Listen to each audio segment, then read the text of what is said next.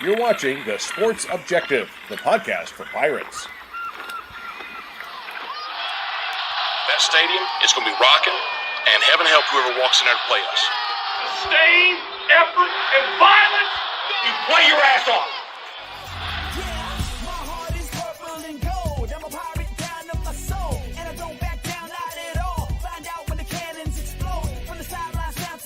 You're watching the Pirate Preview on The Sports Objective. Join us every Tuesday night on YouTube Live as we're joined by beat writers and other media members. We take a look at what lies ahead for the Pirates. Now, here are the guys. It is a first down. Pirates. Welcome into the Sports Objective, our Pirate Preview, right here on a beautiful Tuesday evening. No matter where you are, I'm sure, with us right now from China Grove, ladies and gentlemen, producer, he does it all, the glue of TSO, Bubba Rosenbaum. What's up, man? What's going on, Dave? Excited to talk some Pirate football as always. And this weekend, the Pirates are headed down to New Orleans to take on the Tulane Green Wave. And I'm excited to talk to Corey about the tremendous product they have down there in New Orleans and the game he got to call out at Houston last Friday night.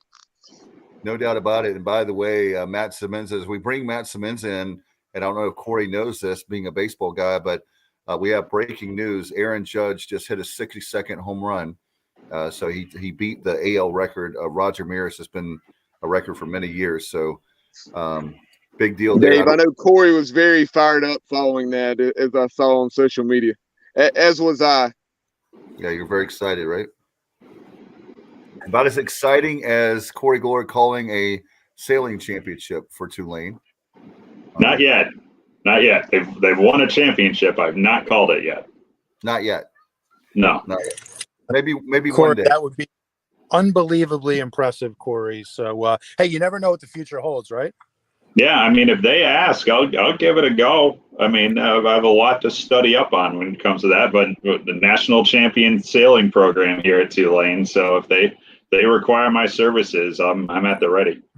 I think that you should do it, because how many people out there will really know that how you're calling, if it's right or wrong? I mean, the sailing championship.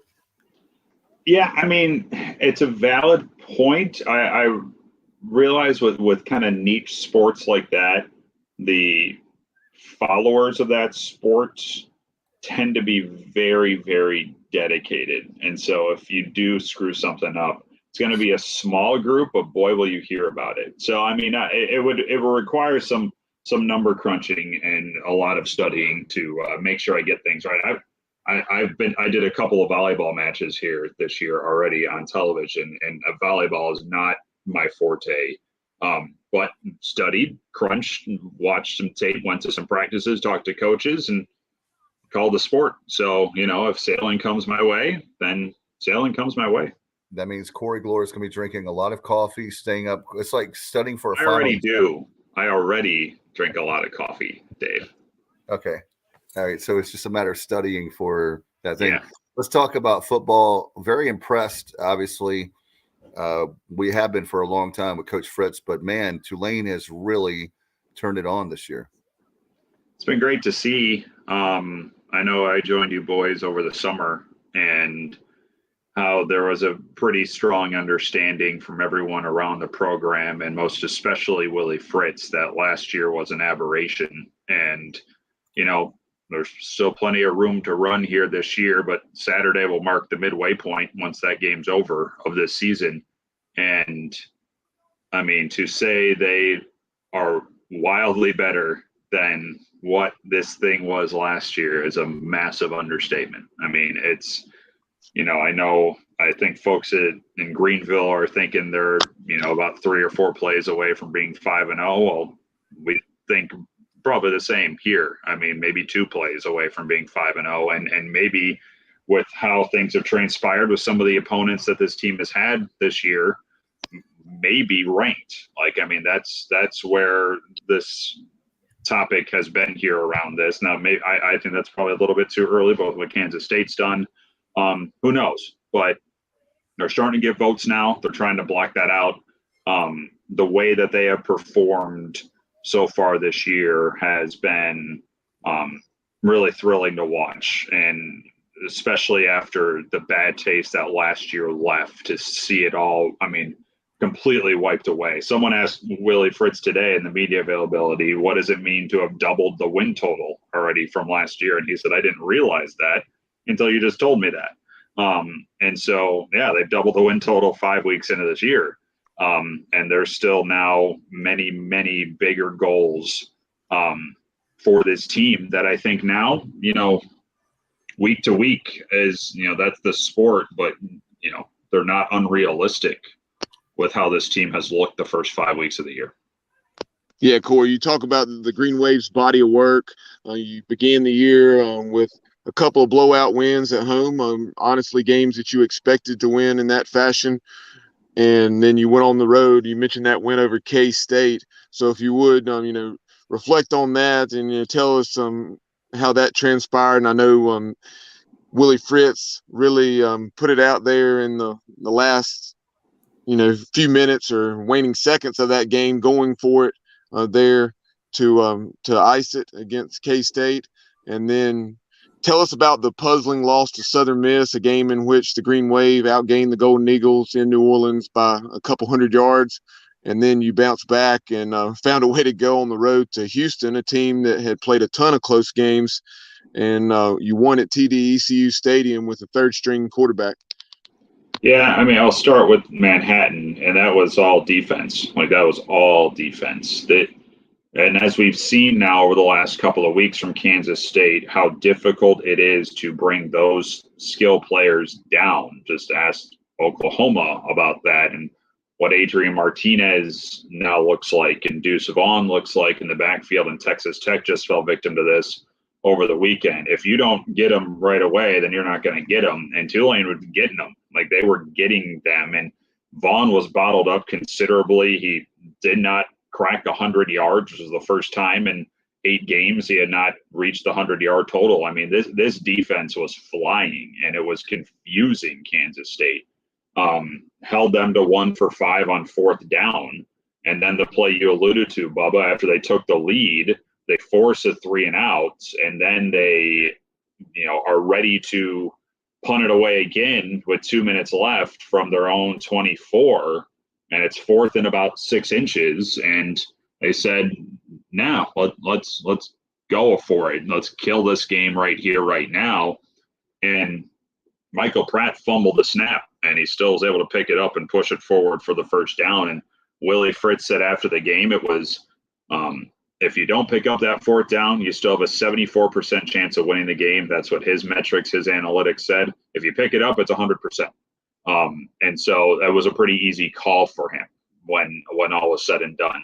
And then the game at against Southern Miss the next week, it can boil down to this. Tulane had a kick, a field goal blocked, a field goal missed, and a punt blocked. And that resulted in 13 points for USM, and that's a 3-point final.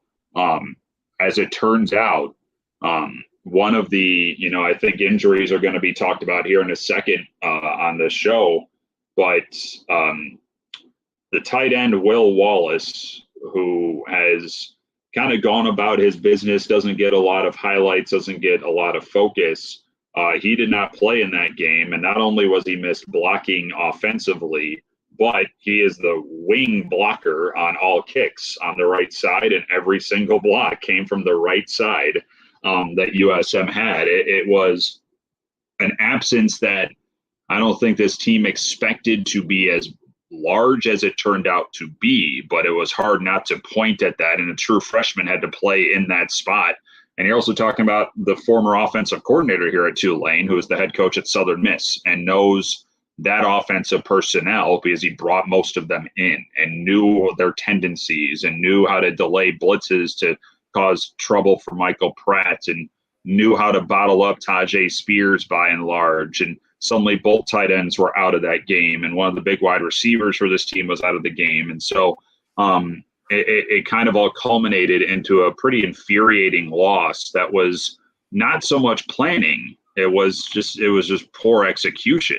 And that's why, the term letdown can be thrown around with a game like that. And it really wasn't with that one, because you're right. They outgained them by 200 something yards. I mean, they moved the ball well until they hit the red zone. And then they couldn't execute. So it wasn't necessarily like they were flatlined in that game. They just made mistakes, and those are easily clean upable. Those you can fix quicker than a plan being wrong. And that brings us to Houston. And those mistakes weren't there. Now they missed a chip shot field goal at the very start. And now there is some question about who's good the field goal kicker is going to be now moving forward. But they didn't make the same mistakes that they did against Southern Miss. And the defense carried the day until they needed to drive down the field, and they got to drive together. And then they let Houston chose to go first in overtime, and they took advantage of that. And suddenly they're 4-1. And so it really is. You clean up blocking on special teams 2 weeks ago, and you're 5-0. Like it, and the whole, the discussion about this team is a little bit stronger, and the focus is a little bit more now. You still have it. You just won a thrilling game on national television. But there's still work to go here for this team. But what happened 2 weeks ago was fixed, and that was a huge boon for this team. Yeah, I knew in glancing at that game that when I saw that the Green Wave, I think, lost the turnover battle just by only a single turnover, that it had to be special teams and/or red zone was. Well, and the turnover was a pick six. And so, gotcha. There you go. And so you get a punt blocked in your own territory that leads to a field goal. But right before that, USM pinned you to your own 2, and you couldn't move off of that. You flip it back, and Southern Miss scored off of that. You miss a field goal, that turned into a touchdown. Your blocked field goal turned into a field goal. I mean, so it's just like it. Again, 3 plays are the difference between 4-1 and 5-0. And Corey, with you read my mind, because I was going to ask you about that very fact. When the coach of Southern Miss used to be at Tulane, that was the only thing I could think of, and I didn't think it was a letdown. That was my, when I saw the score, I said that very thought of it had to be, because he knew the players and he probably knew a lot about Tulane, more than what maybe Tulane would want.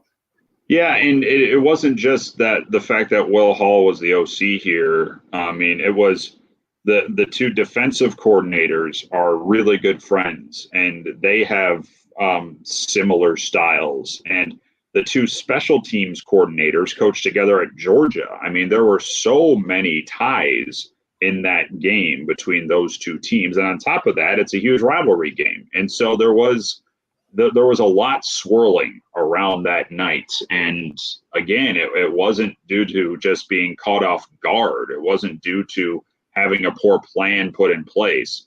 It was, you couldn't block a right side rush on kicks. Like that was the difference. And here we are, instead of 5-0, and maybe certainly on the outskirts of the top 25, or maybe even in the top 25. You have a couple of votes and now some curiosity heading your way. Before we talk about the tremendous playmaker that Tajay Spears is, talk about the quarterback situation. I referenced Kai Horton, the third teamer, coming in and doing a tremendous job there in Houston. So, but I know Coach Fritz has said that Michael Pratt is going to be available this weekend against the Pirates. Yeah, he thinks he will be available this weekend. I mean, they're going to be careful with him as the week goes, and they'll see come Saturday. But Kai Horton is the 3rd stringer, and as last week went along, it became clearer and clearer that they didn't think Michael was going to be able to go. And so Justin Ibieta was ready to be the guy. And then he had a heck of a drive against Houston. Like he put together a really great first possession, and then he lowered his shoulder into a defender, tried to kind of truck stick him, and that was it. It's the exact same thing Ibieta did last year that caused him to suffer an injury. And so, last year, as the weeks went on and there was a game that Pratt wasn't available, Kai Horton came in and started against Cincinnati. and performed well. And then after the game, we found out that he had a broken finger during the game and still played pretty dang well against what would be a playoff team. And so he wasn't caught off guard by suddenly being needed. Yeah, it went a little bit differently this year as opposed to last year. But he has already been in this spot. And so him being thrown in one drive into the game against Houston, yeah, of course he needed to settle in a little bit, but he wasn't wide-eyed about it. He wasn't freaked out about anything. And so, the numbers are don't blow you away. There's no question. But when he needed to make a play, boy, did he ever. And two of the touchdown throws that he put together, the first one he had, and then the last one in overtime were really special throws that, I'm not sure any other quarterbacks on this team are really kind of capable of making with their skill sets. And so it's a really calm, laid-back Texas boy who was not fazed by being in a road environment against a team that has been very difficult to beat and was the preseason conference favorite, and you're on national television. It just didn't matter to him. And so he was able to take deep breaths, gain the trust of his teammates, and when he needed to put the drive together, he put the drive together. And so now that, whatever happens here on Saturday and moving forward with whomever the quarterback will be here for Tulane, they feel they're in still pretty good hands, even if Horton needs to be the guy. Yeah, that's something that really stood out to me. Besides the throws that you already referenced, the one rolling to his right that he made to the corner of the end zone, that was impressive. But just looking at the size of those guys and the way they carried themselves, man, has Willie Fritz and that staff recruited well and stocked the quarterback room. Yeah, I mean, Horton, is 6'4", 210. He started off at about $185 when he came in as a freshman. Michael Pratt, 6'3", 220. Ibieta, 6'5". And so, they're getting bigger and more agile at that spot, and it allows them to be a little bit more creative with the playbook. Even if Horton has to be in the mix now, they can be creative with him. And so it's, they still won't blow you away across the line and across the roster in terms of their size. Like East Carolina's bigger, but they for what they are capable of doing, for how they're able to recruit and lure guys here to Tulane, they do a pretty dang good job. And now they're starting to get bigger across the board. Talk about the way Tajay Spears is used. You look at him, he leads the Green Wave in rushing attempts, I think 63 or something like that now. But he's also a tremendous receiver.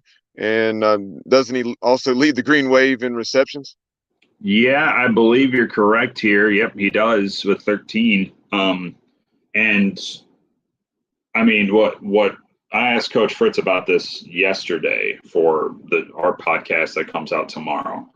And I just asked him, you get the ball to your best player in the biggest moments. And he got the ball and on that throw in overtime. And it was a hell of a grab. That throw was in a tight window, and that ball was tricky to nab. And that's a running back who was able to do that. And what Coach Fritz says about Tajay Spears, he's not one thing, he's not another thing, he's not even two things as a running back, he's everything. His playmaking ability in open field is hard to contain. And now, over the last couple of weeks, they're starting to use him more in the passing game. It's by design. It's not as though, 2 weeks ago I talked about no tight ends. You're down to 5 healthy receivers against USM. And so that became a little bit of a necessity to use Tajay as a receiver, but he's so talented that it's an easy option for this offense. And so it wasn't we need to do this Friday. It was, we should do this, and use him as a guy out of the backfield to grab wheel routes. There were even a couple of plays at the end of the game in which he was lined up as a wide receiver, including the game-winning touchdown. He was a wide right guy in the boundary. And so they're being a lot more creative with him because he is as creative of a player in his skill set as you can find. It's an NFL back. I mean, the size doesn't blow you away, but boy, the tools that he has are scary. And when he's healthy, and he wasn't healthy until the last month of last year after blowing out his ACL in 2020, and he's healthy this year, and you see what a healthy Tajay Spears means because he's as good as anybody on the field any given day. Yeah, to see that catch, and like you mentioned, the game winner there in overtime, for a running back to make that catch, a back shoulder throw, you had the half field safety coming over, and and Horton really had to put it on a line to Spears, and it's really a back shoulder throw, and he did a tremendous job of adjusting and making the catch. You see very few running backs make that type of catch. Well, and that play's obviously gotten a lot of focus here, and Coach Fritz said that Tulane's probably run that play let's say a couple dozen times already this year, maybe even close to 50 is what he kind of told me. That play, the route formation that existed there, and they've never once thrown to the running back until Friday night in that play. And there's Kai Horton right there, right? I mean, it's a nails dude, and his little pump fake got the corner to shake free, and so it opened it up where as long as he put it where it's supposed to go, the game is over, and that's exactly what he did. And so we'll see if that option is used moving forward on that play design. But that was the first time, and what a time for it to be pulled out of the bag. In addition to Spears, tell us about some of the other playmakers the Green Wave have on that side of the ball. I know you have a guy like Deuce Watts, and as well as some others. Yeah, I mean, we talked about the tight ends. Tyreek James is the other one. He has caught some huge touchdowns for this team. He had the tying touchdown Friday night on that little shovel pitch on 4th and goal. And when he left the game against Southern Miss, he left in the second half. You could tell. The tight ends for this team are a lot more instrumental than you initially see when you look at the numbers. They're kind of the key to the operation, and when they aren't out there, it faltered. And so Tyreek James he's the good old reliable on this team. He was the leading receiver last year. You mentioned Deuce Watts, who for the first time in a long time was playing without his twin brother. Fat tore his ACL in week 2. But what's happened is that Deuce has actually put together some really great moments over the last couple of weeks, including, he had the first touchdown on Friday. He made an incredible grab in that game-tying drive on 3rd and long in Houston territory. He's holding on to the ball more. That was always the question for him. He would drop easy ones, and that's starting to change here in his senior season. Lawrence Keys, transfer from Notre Dame, who comes back home to New Orleans. He is key to how the pre-snap looks for this offense. He's usually the one in motion when he's on the field, and pre-snap movement to try and get something crossed up defensively. And he was injured against USM too. And so they had to whittle down who that role was going to be, and you could tell it was stagnating. And so his importance to this wide receiver group is pretty large because he kind of sets the stage right before the snap of who's supposed to be where, who's going to do what. Jay Wyatt, who was this team's most reliable wide receiver last year, he's come up with a couple of big grabs here already this season. Yeah, a big one in the final drive in regulation Friday. Those two guys are needed for this wide receiver group. And Jaquan Jackson has been around forever. He's had 2 special teams return touchdowns already called back due to penalty, including Friday, and it was a phantom call. But he was nothing but injured last year, and he's healthy now, and you see bursts of it when he gets the ball. I'd like to see him be used more in the receiving game, and just getting him the ball more because he can make plays in open field. But that's a guy that number 4 to keep an eye on here on Saturday because he's right there poised to being the next level wide receiver this team's looking for. The other running back, behind Tajay Spears is Iverson Celestine, a local kid who he runs aggressively, and it's, he doesn't get dropped behind the line much. Like he finds where he needs to go, and he just keeps moving forward. He's not as big of a back as a Cam Carroll, who's injured right now, who is the other guy in the 1-2 punch before the year. But boy, does he know what to do, and find enough room to do it. He had some fumble issues early on. Ball security is certainly, like, you're keeping an eye on it. But he's able to kind of drag tacklers with him, and he loses size battle a lot amongst those tacklers. But he just keeps the lower body going, and he's hard to bring down. I know on Friday with the quarterback situation, with Kai Horton coming into the game there midway through the first quarter, Tajay Spears lined up behind center. The first 4 games of the season when Michael Pratt was available. Is that something that, maybe you'll see Pratt come out of the game or line up at receiver and Spears catch a snap or few? Yeah, I mean, frankly, that's regardless of who will be a quarterback Saturday. The Wildcat it's not a regular occurrence, but you can probably mark it down for 4 or 5 snaps, and at varying points of the field as well. They're getting a little bit longer in terms of the field position. They're trying it now.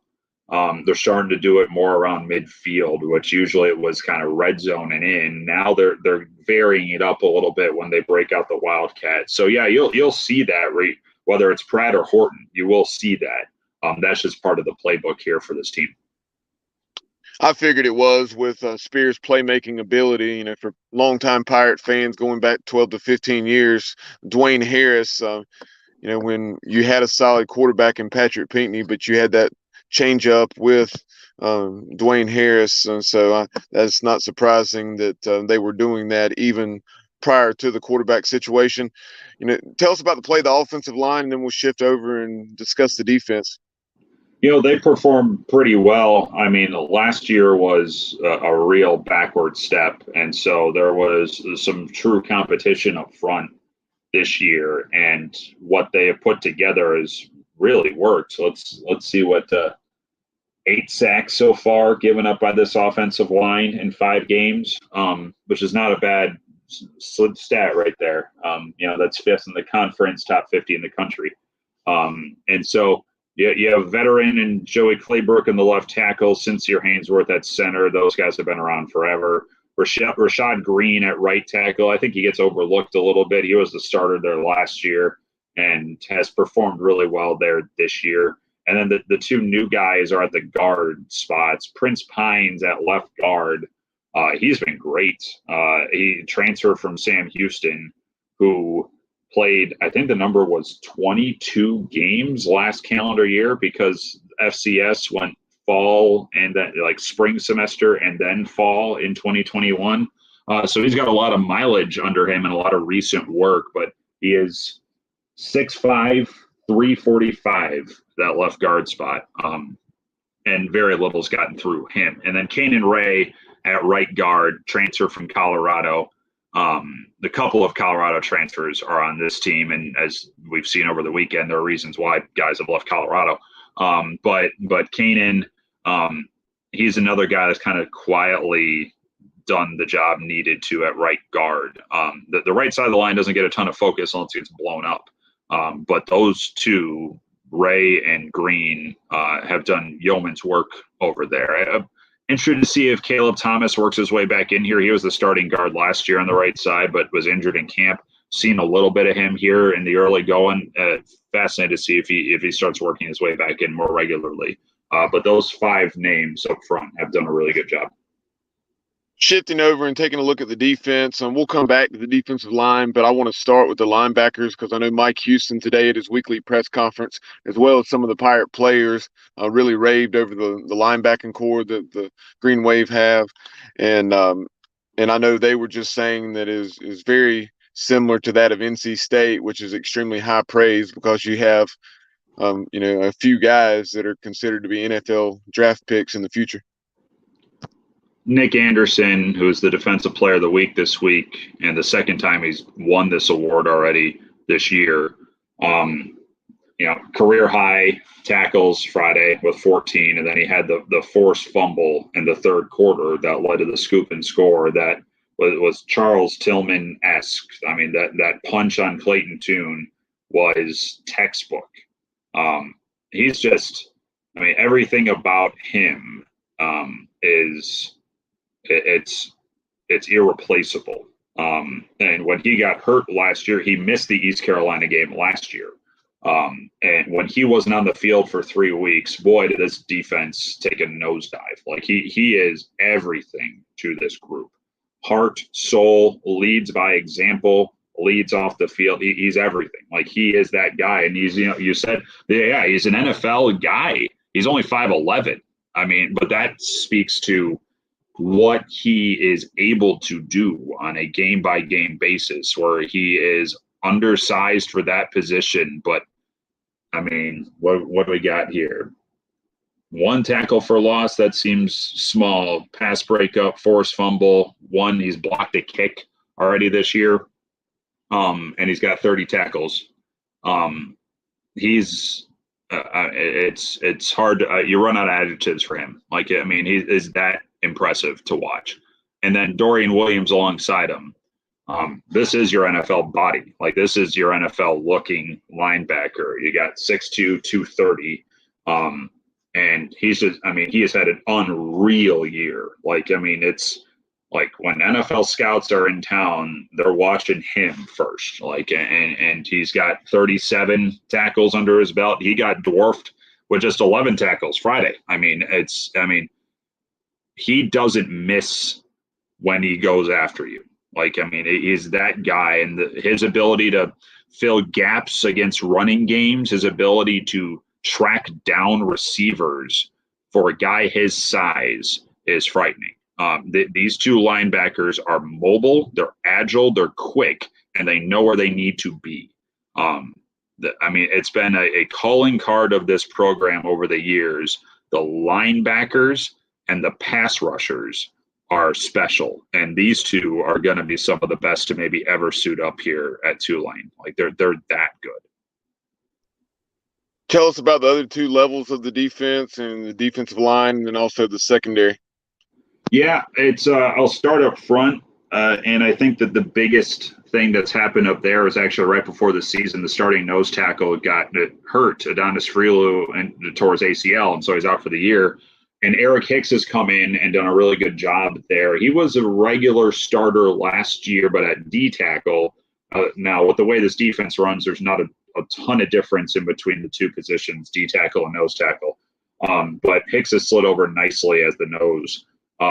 Patrick Jenkins has been probably the biggest surprise and welcome surprise on defense. Transfers in from TCU. He's a local kid. This team and this program love bringing in guys in the transfer portal who are from New Orleans. And Jenkins has come in and has just been a menace in the backfield. I mean, to see him break through up the middle, usually it's off the edge with this defense that breaks through, but he's been able to really cause A gap, B gap power and give quarterbacks hell. Like he was in Clayton Tune's kitchen a lot Friday. Darius Hodges, who was the tackle for loss leader in the league last year, he's had a bit of a slow start to the year, but everyone around him has really kind of picked him up, where Devin Deal came off an ACL injury, and he's had a really good start to this season. On the other side, it's been really a 3-man rotation where Tyler Phillips is now the guy that's been getting regular run, and that's a Lamar transfer. But Keith Cooper and Angelo Anderson have all had pretty solid starts to the year. So it's a 4-2-5 front, and those 4 have had really good marks so far this year. And then the guy in the secondary that is the focal point to it all is Macon Clark. He was free safety last year. He's nickel back this year. He had the play on Friday where he pushed the receiver into the running back and turned out to be the tackle against Houston.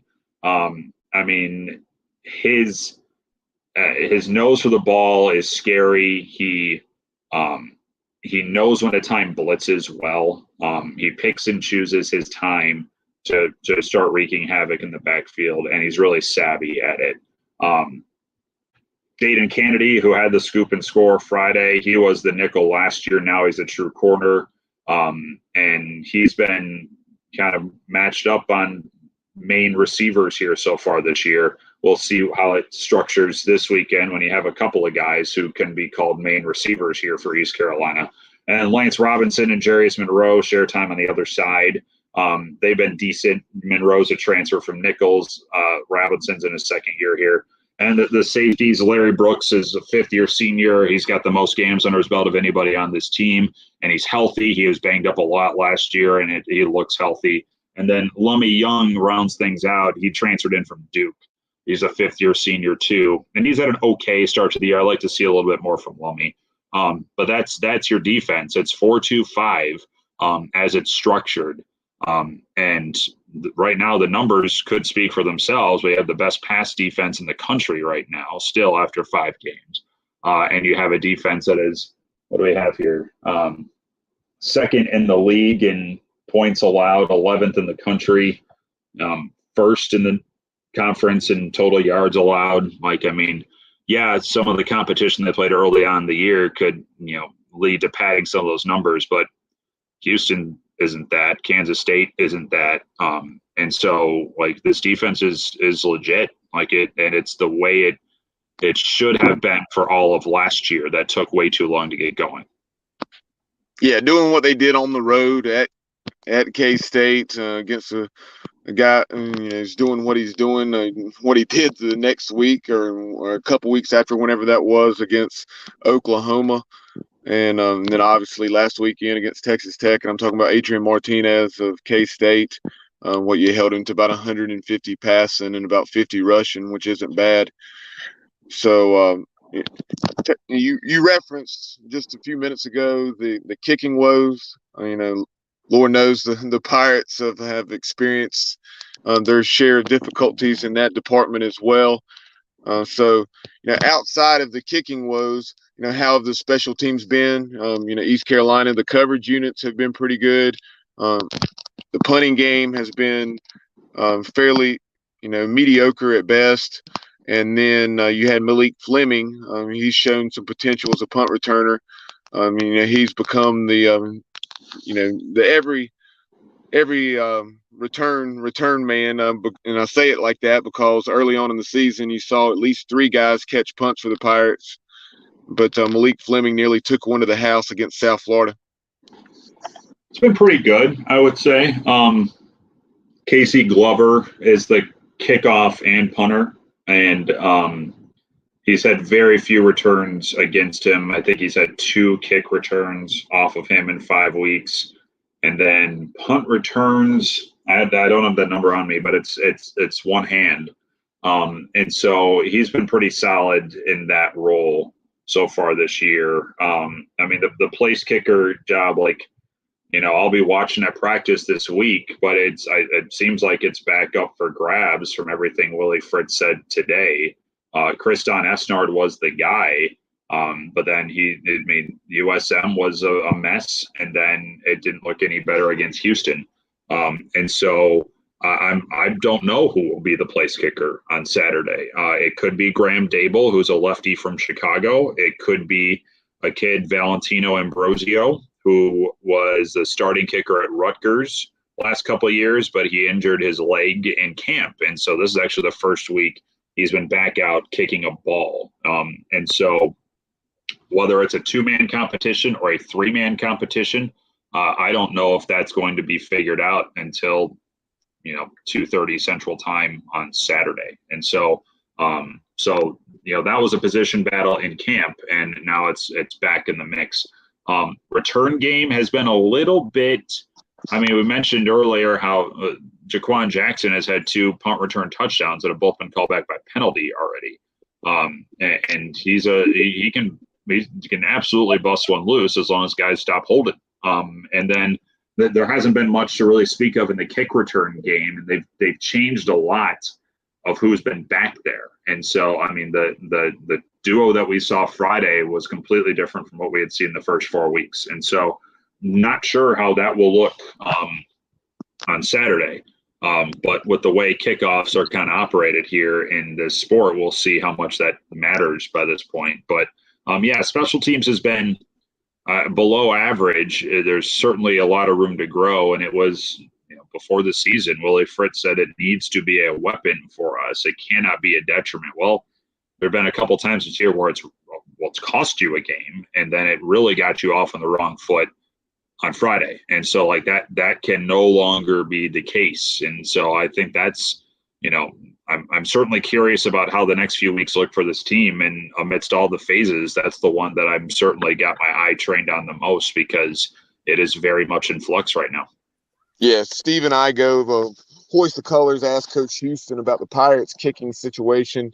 And, would there be competition for Owen Daffer? And Coach Houston said that there's always, open competition in practice, and that Carson Smith, one of the guys vying with Owen Daffer for the starting place kicking role, to have an opportunity there, is coming off an injury, but now he is back full strength. So, he will be competing with Owen, because the Pirates now and all these have certainly not been Owen Daffer's responsibility, because you have to have the snap, hold, and protection. And Coach Houston referenced that again today.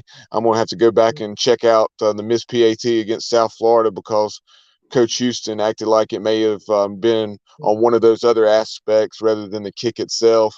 So it's something that the Pirates have to get fixed, because through 5 games we've missed 4 extra points, as well as a couple of field goals inside of 40 yards. Yeah, we're not at that level yet. But when the mistakes, when the mistakes were as egregious as they were against Southern Miss, both place kicking and punting, like that's a no-go. Like it's that simple. And so, who knows who we're going to be seeing use their feet on Saturday for either side by this point. But that's clearly, I think, if both teams have maybe the similar concern heading into this one.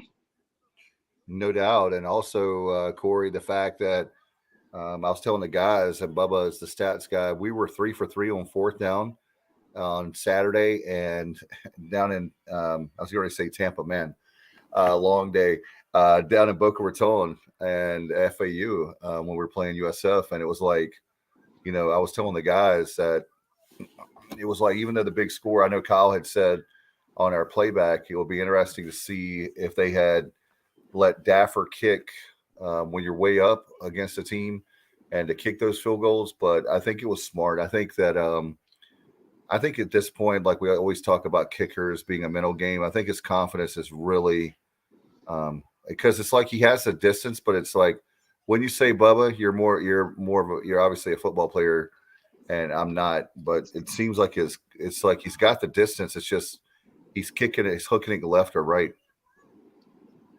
Yeah, it certainly seemed at times, that he's compensated there, because of where he missed the previous kick, and I guess that's understandable. From a psychological standpoint there of wanting to correct, what made the previous attempt miss. And you saw it. It seems like, and maybe it's just because I'm paying more attention to it because of our kicking woes, but it seems like there's more and more kicks getting missed this year, especially of the shorter variety. You look at Iowa State and the way they lost 14-11 to Kansas. They had 2 doink off the upright. And then the last one, after missing those first 2 off the upright, he was bound and determined not to miss that one to the right, and he really hooked it. So it's something that's really troubling to a lot of teams around the nation. Yeah, even the NFL seems like wow. I don't know. Is it like I was saying? It seems like now he's trying way too hard, and I don't know. We'll see how that goes, but. When it's so close, the parity in college football is such now, and especially in our league in the American, that you would hate to think that could be the difference in winning a conference championship and losing one, or even competing for a conference championship. Yeah, obviously the Pirates as well as Tulane are it would not be surprising to see either, in contention. But in order for that to happen, this is an aspect, like Corey already mentioned, that has to get ironed out, because if not, it's going to cost either the Green Wave or the Pirates another game probably. But, Dave, do you have anything else football related for Corey? No, I know that we've had him on for a good while. Corey, do you have anything? I had something else for him, but if you didn't have anything football related, I was going to say, Corey, for Pirate fans that are making the trek down to New Orleans this weekend, if they have not been to the Big Easy before, give them, some places of interest, both from a dining perspective as well as other things that they need to make sure they see. Well, there's a lot to see. If you would like to go to Bourbon Street, that is your prerogative. I'm not recommending that to anyone. If you've never experienced it and just want to see what it is, enjoy. But if you would like to actually experience some New Orleanian music and jazz scene and good music clubs, Frenchman Street is where you go. It's just outside of downtown. It's a quick Uber ride if you're staying in downtown, in the quarter. And that is where you can hear great local music without the chaos of Bourbon Street. So if that's what you're looking to do, and that's pretty much mission number one for most people coming down here, is to find music, or just drink heavily. You can do that in Frenchman, like no question. If you want to do that in Bourbon, I wish you well. Outside of that, I would say, like, by this point, you probably can't get a reservation at Commander's Palace. That is all booked up for like a month by this point. If you're able to get into Giacomo's, which is near Tulane, that's for a high-end meal, I'd give that a roll. If you want kind of a classic, quintessential, like New Orleans food place with some cheap alcohol and some really good po' boys and red beans, then a place called Frankie and Johnny's, which is not also that far away from Tulane, would be my recommendation. That is an old dive sports bar, with some A+ cuisine, New Orleans cuisine. If you want to be a little bit higher end on the classic New Orleans stuff, Neo's Creole Cafe, which is in Mid-City. That's one of my favorite spots. That's where I took my parents to when they came to visit me. That would be a high recommend for me as well. If you want to kind of slow down and maybe not experience the hustle and bustle of the French Quarter, City Park is beautiful, and there's a ton to do there, including a Cafe Du Monde that is not nearly as highly trafficked as the one downtown in the market. So if you want your beignets and you want Cafe Du Monde beignets, go to the one in City Park, and then you can walk around that. I mean, it's bigger than Central Park, like it's huge. And you might even see me there because I don't live that far away from that. So yeah, I would recommend that. You can get pralines in a lot of spots in downtown if you really want to go that route and bring some sweets home with you. And then, yeah, I mean, the Tulane campus is beautiful, and then Audubon Park is right on the southern end of that. So if you're coming to the game, obviously if you're coming down to New Orleans, you're probably coming to the game. If I'm talking to Pirate fans, come a little bit early, hang out at Audubon Park. The river's right there, and then walk on over to the ball game. So yeah, there's plenty of things off the beaten path that you can do here in New Orleans that don't require you to lose all your sense of self on Bourbon Street. Yeah, Corey, you read my mind as far as Cafe Du Monde and the beignets. I know my dad, since making his initial trip to New Orleans back in 2008, he said, if you go to New Orleans, Cafe Du Monde and the beignets is a must. Yeah, I mean, the one in the French Market is the famous one, and that is also cash only, so keep that in mind. All the other ones take card, but it's the same beignets everywhere else in every other location of Cafe Du Monde. Cafe Beignet is also in the French Quarter, and that's a good one, but that also gets pretty jammed as well. So yeah, I mean, listen, you're going to have a lot of food here, and I'm a testament to that. I'm a big testament to that. So, just, be forewarned. You're not leaving here thinner. Like, you're just not. Like, even if you're here for a night, you're going to add 5 pounds. Wow. Now, Court and Dave, very quickly, and we have Craig Doucette, Pirate fan from Virginia, chiming in. He says he has a recommendation for grilled oysters. And Corey, you can confirm that. I'm assuming by the nodding of your head. Yep, completely agree. Great call, Craig. I'm not a wild fan of oysters. The char grilled oysters, though, at Drago's are, which I think that's the one Craig's referring to right there, the grilled oysters. Char grilled, where they put good little Parmesan cheese on top with some butter. And then you can even put like bacon in there and stuff. It's life changing. So yes, I'm not a big raw oyster guy. But char grilled oysters, even fried oysters, if they're done like not too heavy with batter, those are great. Char grilled oysters, I mean, you can knock down a couple dozen of those, and you will be the happiest person on earth. No doubt. Sorry, we had one other comment, Dave. Mike Radford, he's asking about the World War II, or not asking, but suggesting that the World War II Museum is a great place to visit. Have you visited there? I have not visited yet. I have heard incredible things about it. And so if you have the time to do it, like if you're coming here for the game, but then staying for an extra day or so, then I would make that part of your plan. I have not had the chance to get down there yet, though. No doubt. I have an idea for you, Corey. When you're not doing play-by-play games for the Green Wave, the voice of the Green Wave, you could actually do some great sightseeing tours. You can have that red double-decker bus. You can have, the ladies and gentlemen over here. I'll be the guide. Yeah. What do you think?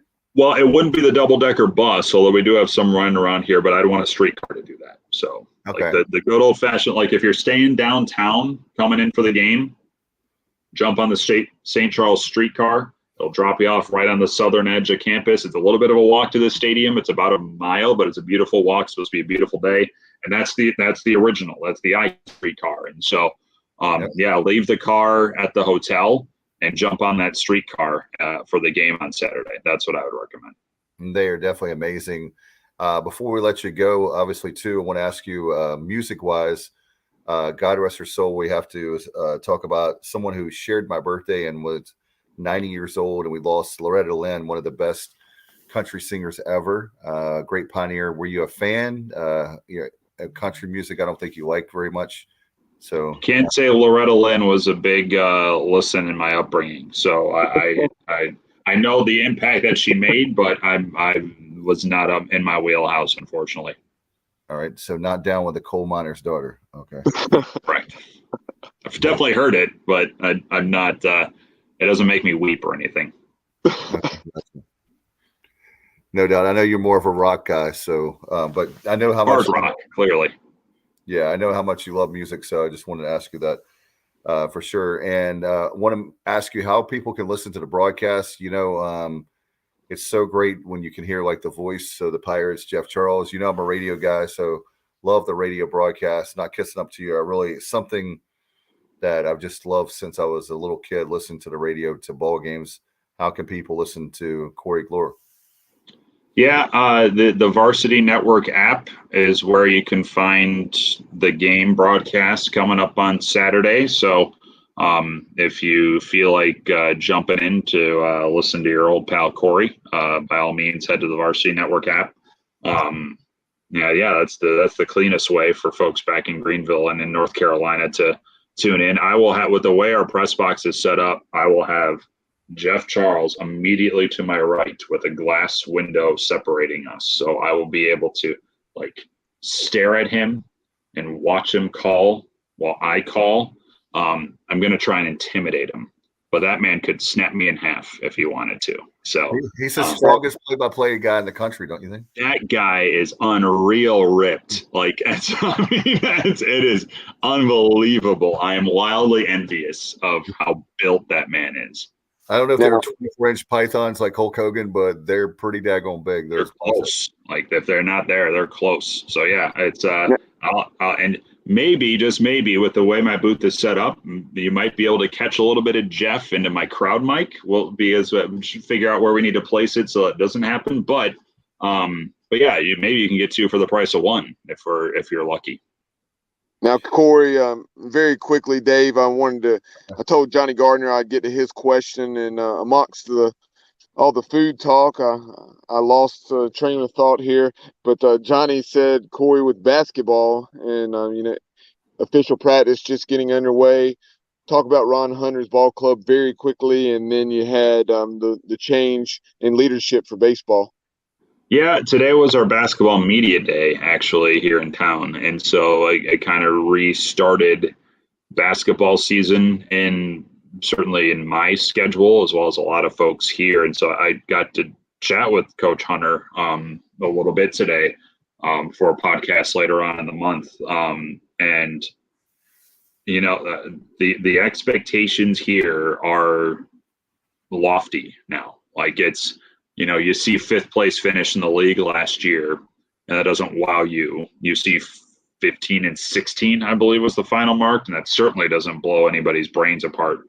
But for anybody who was able to watch that team during conference play, and then realize that every single one of them are back this year, like every single one. It's almost the precisely same team as last year, just a year older and a year wiser. It's like there is a true, honest expectation of competing for this league, competing for an NCAA tournament this year, and that hasn't been discussed in this area since the late 90s. Now they got to put it together. They got to stay healthy. But when you have Jalen Cook, Jalen Forbes, Kevin Cross, those three, I'd put up with pretty much any three around the conference. And so like there's honest, real, palpable excitement about basketball this year here. Baseball, they're just starting fall ball. And so that's a pretty, with the new coach and Jay Ullman, who's not new to the program, but he is new to overseeing it. He's got a very young assistant coaching staff that has come in. I'm older than all of them. And there are a couple of key pieces that returned to that team, a couple of big freshman bats from last year that are back. But there were some voids to fill. Transfer portal was active after the coaching change, or at least the coaching absence at the end of the year. And so now the work begins of putting all of that together into a true unit. It's the second year in a row, really, where Tulane baseball has about half of their roster that'll be new.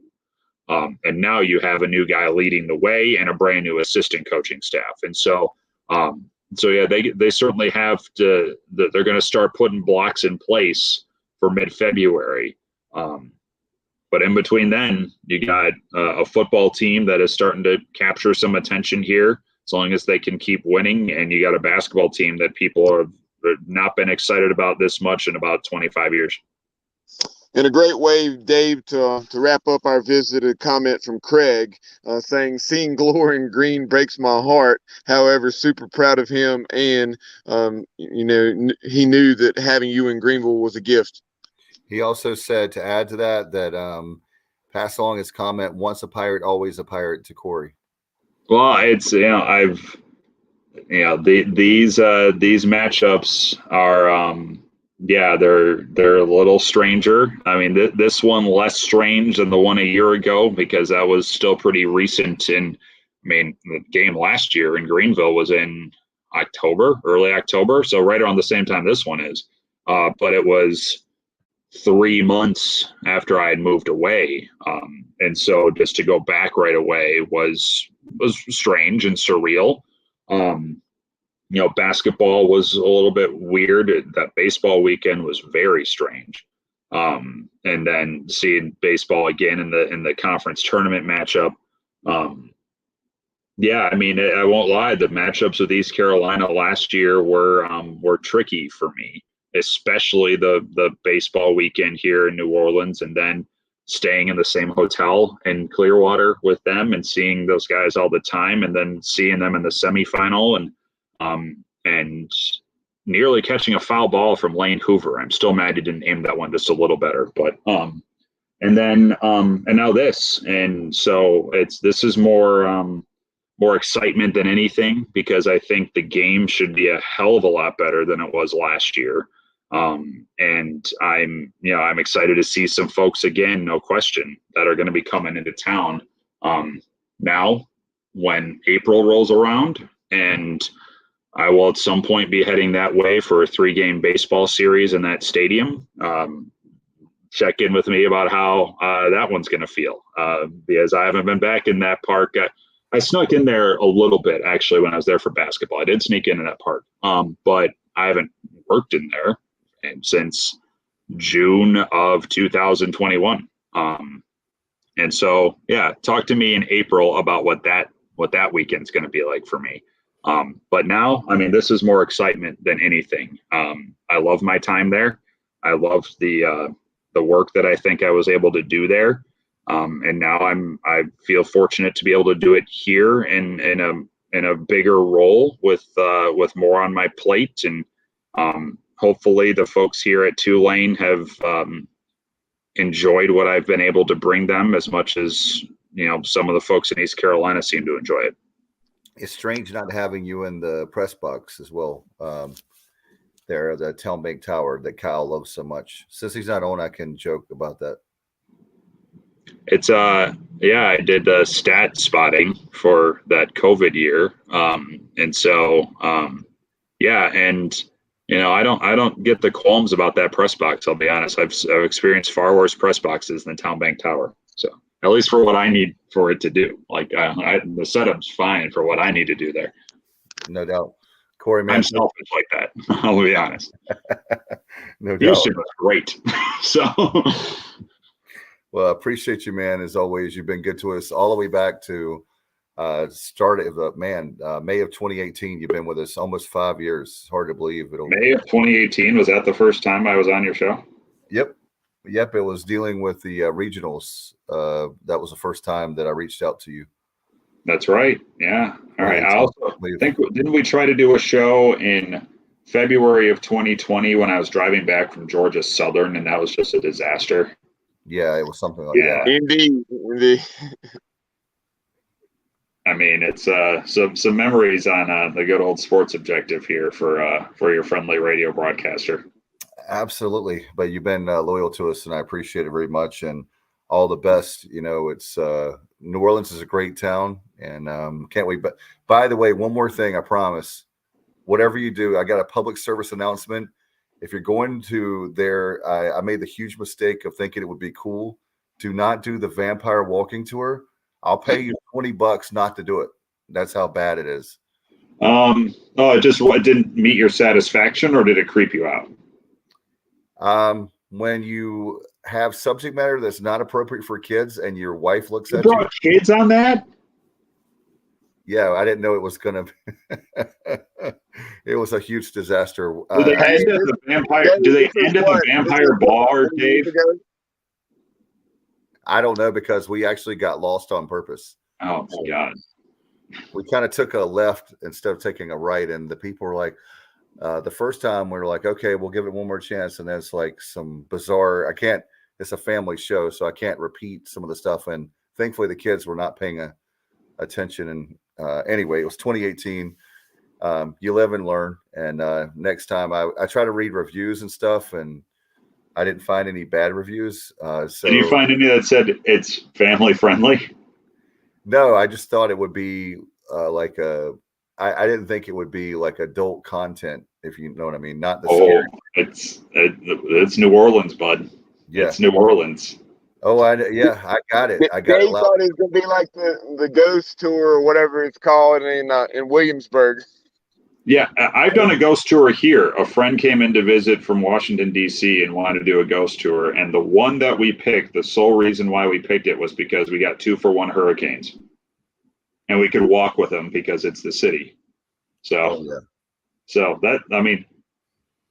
please, if you're bringing the family down for this is a public service announcement here from your friend Corey. If you're bringing the family down for the game, great. You're going to love the stadium. Every seat is really close to the field. It's a very intimate stadium. You're going to love it. But if you're considering doing a historical walking tour in the French Quarter, please search for ones that are family friendly, because most are not. All right. And Dave found that out the hard way. Yeah, you got that right. Do not do the vampire walking tour. Please don't do that. Yeah, exactly. That's what we'll let you go. Thanks, man. Appreciate you as always for your time, and we'll see you very, very soon. Thank you, boys. Appreciate it. Give Kyle my best. All right. All right, will do, man. Have a good night. Bye. Appreciate him very much. And yeah, Bubba, I don't even think I've told you that story, have I? Did I ever tell you that story? No, I know the trip that you're talking about, but I was not aware of the vampire tour. I thought I told you that. Well, you know, you have to save. We have to. Hey, Matt Semenza, you have to have great content for the Sports Objective. So I have the surprise factor. I'm sure was at least a 5 or 6 there, but yeah, New Orleans has a lot of great restaurants, a lot of great music venues, a lot of cool stuff to do.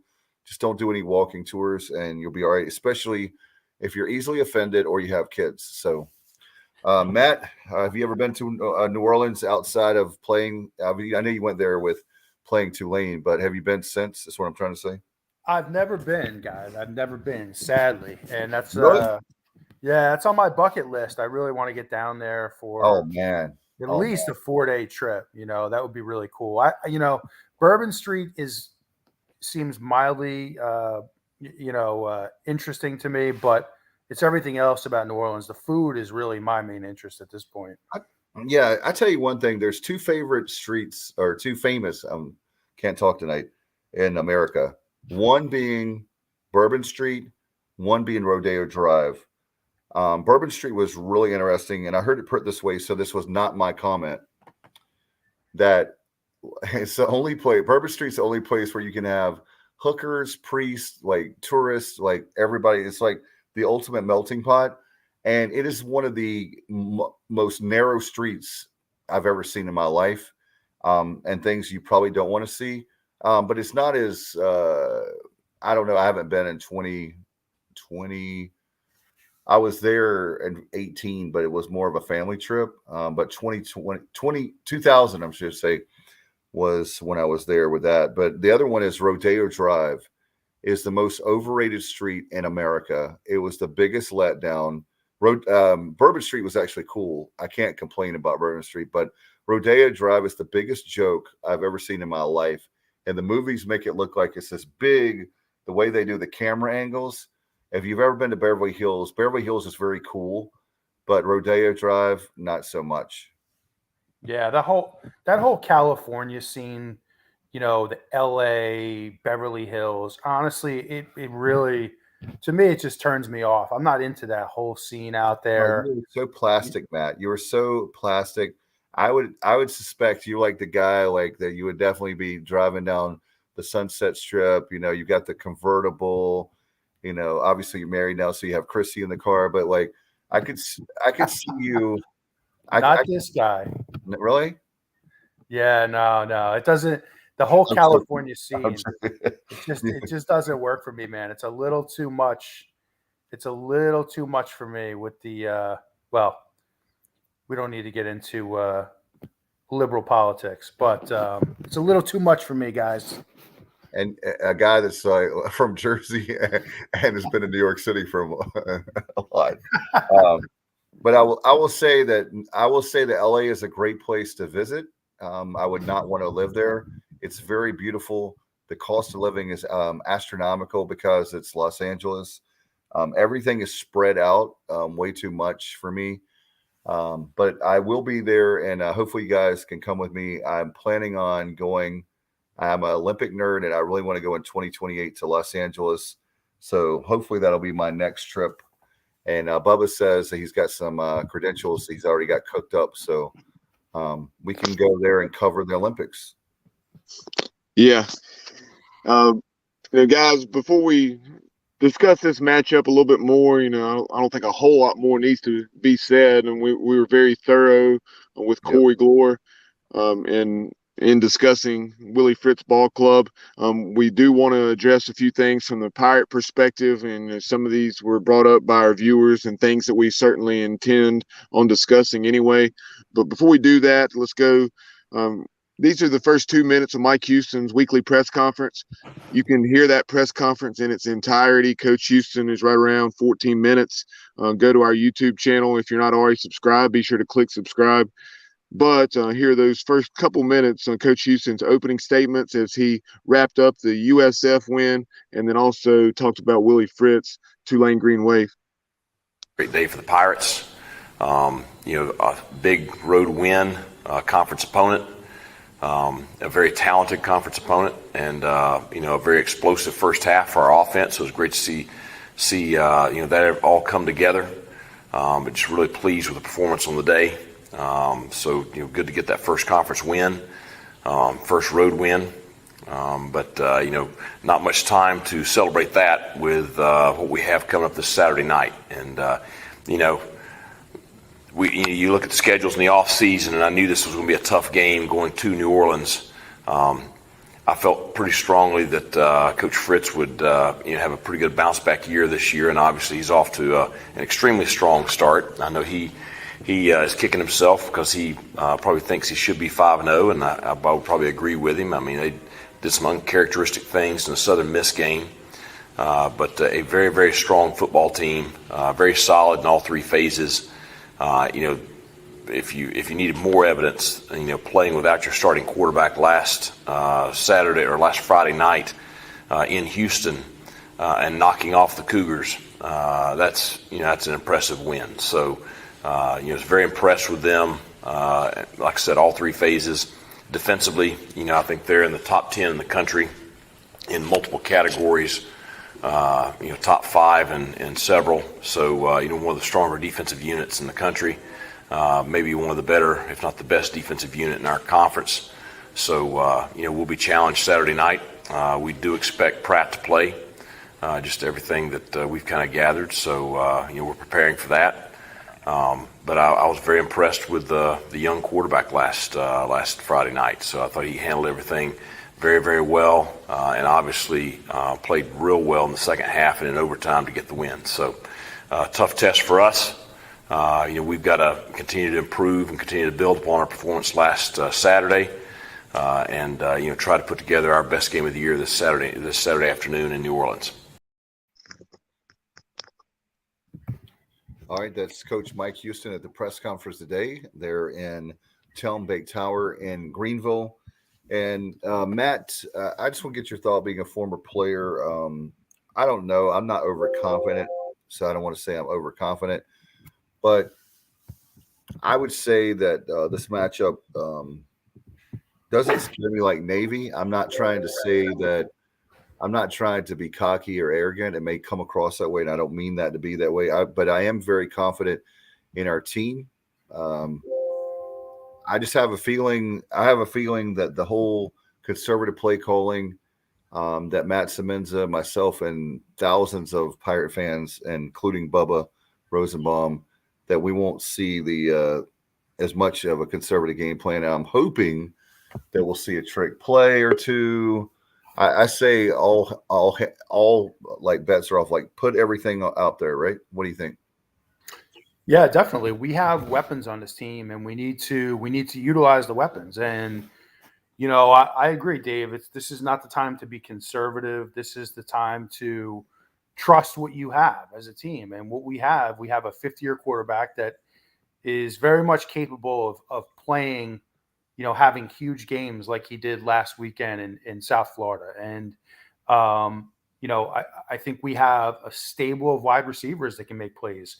We have 2 tight ends. We'll have Keaton Mitchell healthy. So let's get the ball to these guys in space, and let's make plays. And, hey, if we have the opportunity to run it, I mean, I totally believe in balance. I believe in, smash mouth football when you can. But when it's not there, utilize the talent that you have.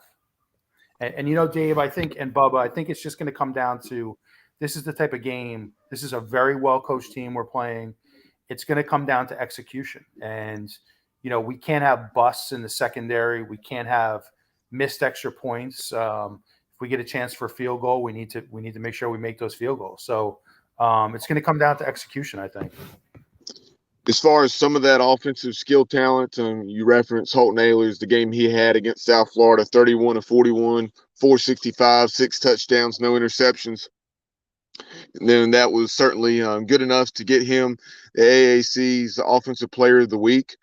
And you really, CJ Johnson, any other week, he would have won the award. 7 for 197 and 4 touchdowns. It's remarkable numbers that CJ put up in putting his best foot forward, no doubt, to honor his grandmother who had passed last week. But also some of the other skill talent for the Pirates. You obviously had the loss of Rajay Harris, undisclosed injury. Excuse me, it was confirmed that it was an ACL, so he's done for the season. So thoughts and prayers to Rajay, and that he stays in a good mental frame of mind, and as he goes through surgery and begins rehab over the coming weeks. And obviously that's a long rehab, but there's no reason that he can't come back and have a very successful career moving forward in the purple and gold. And Mike Houston talked about that earlier today. And he said Keaton Mitchell is expected to be back, which is great news.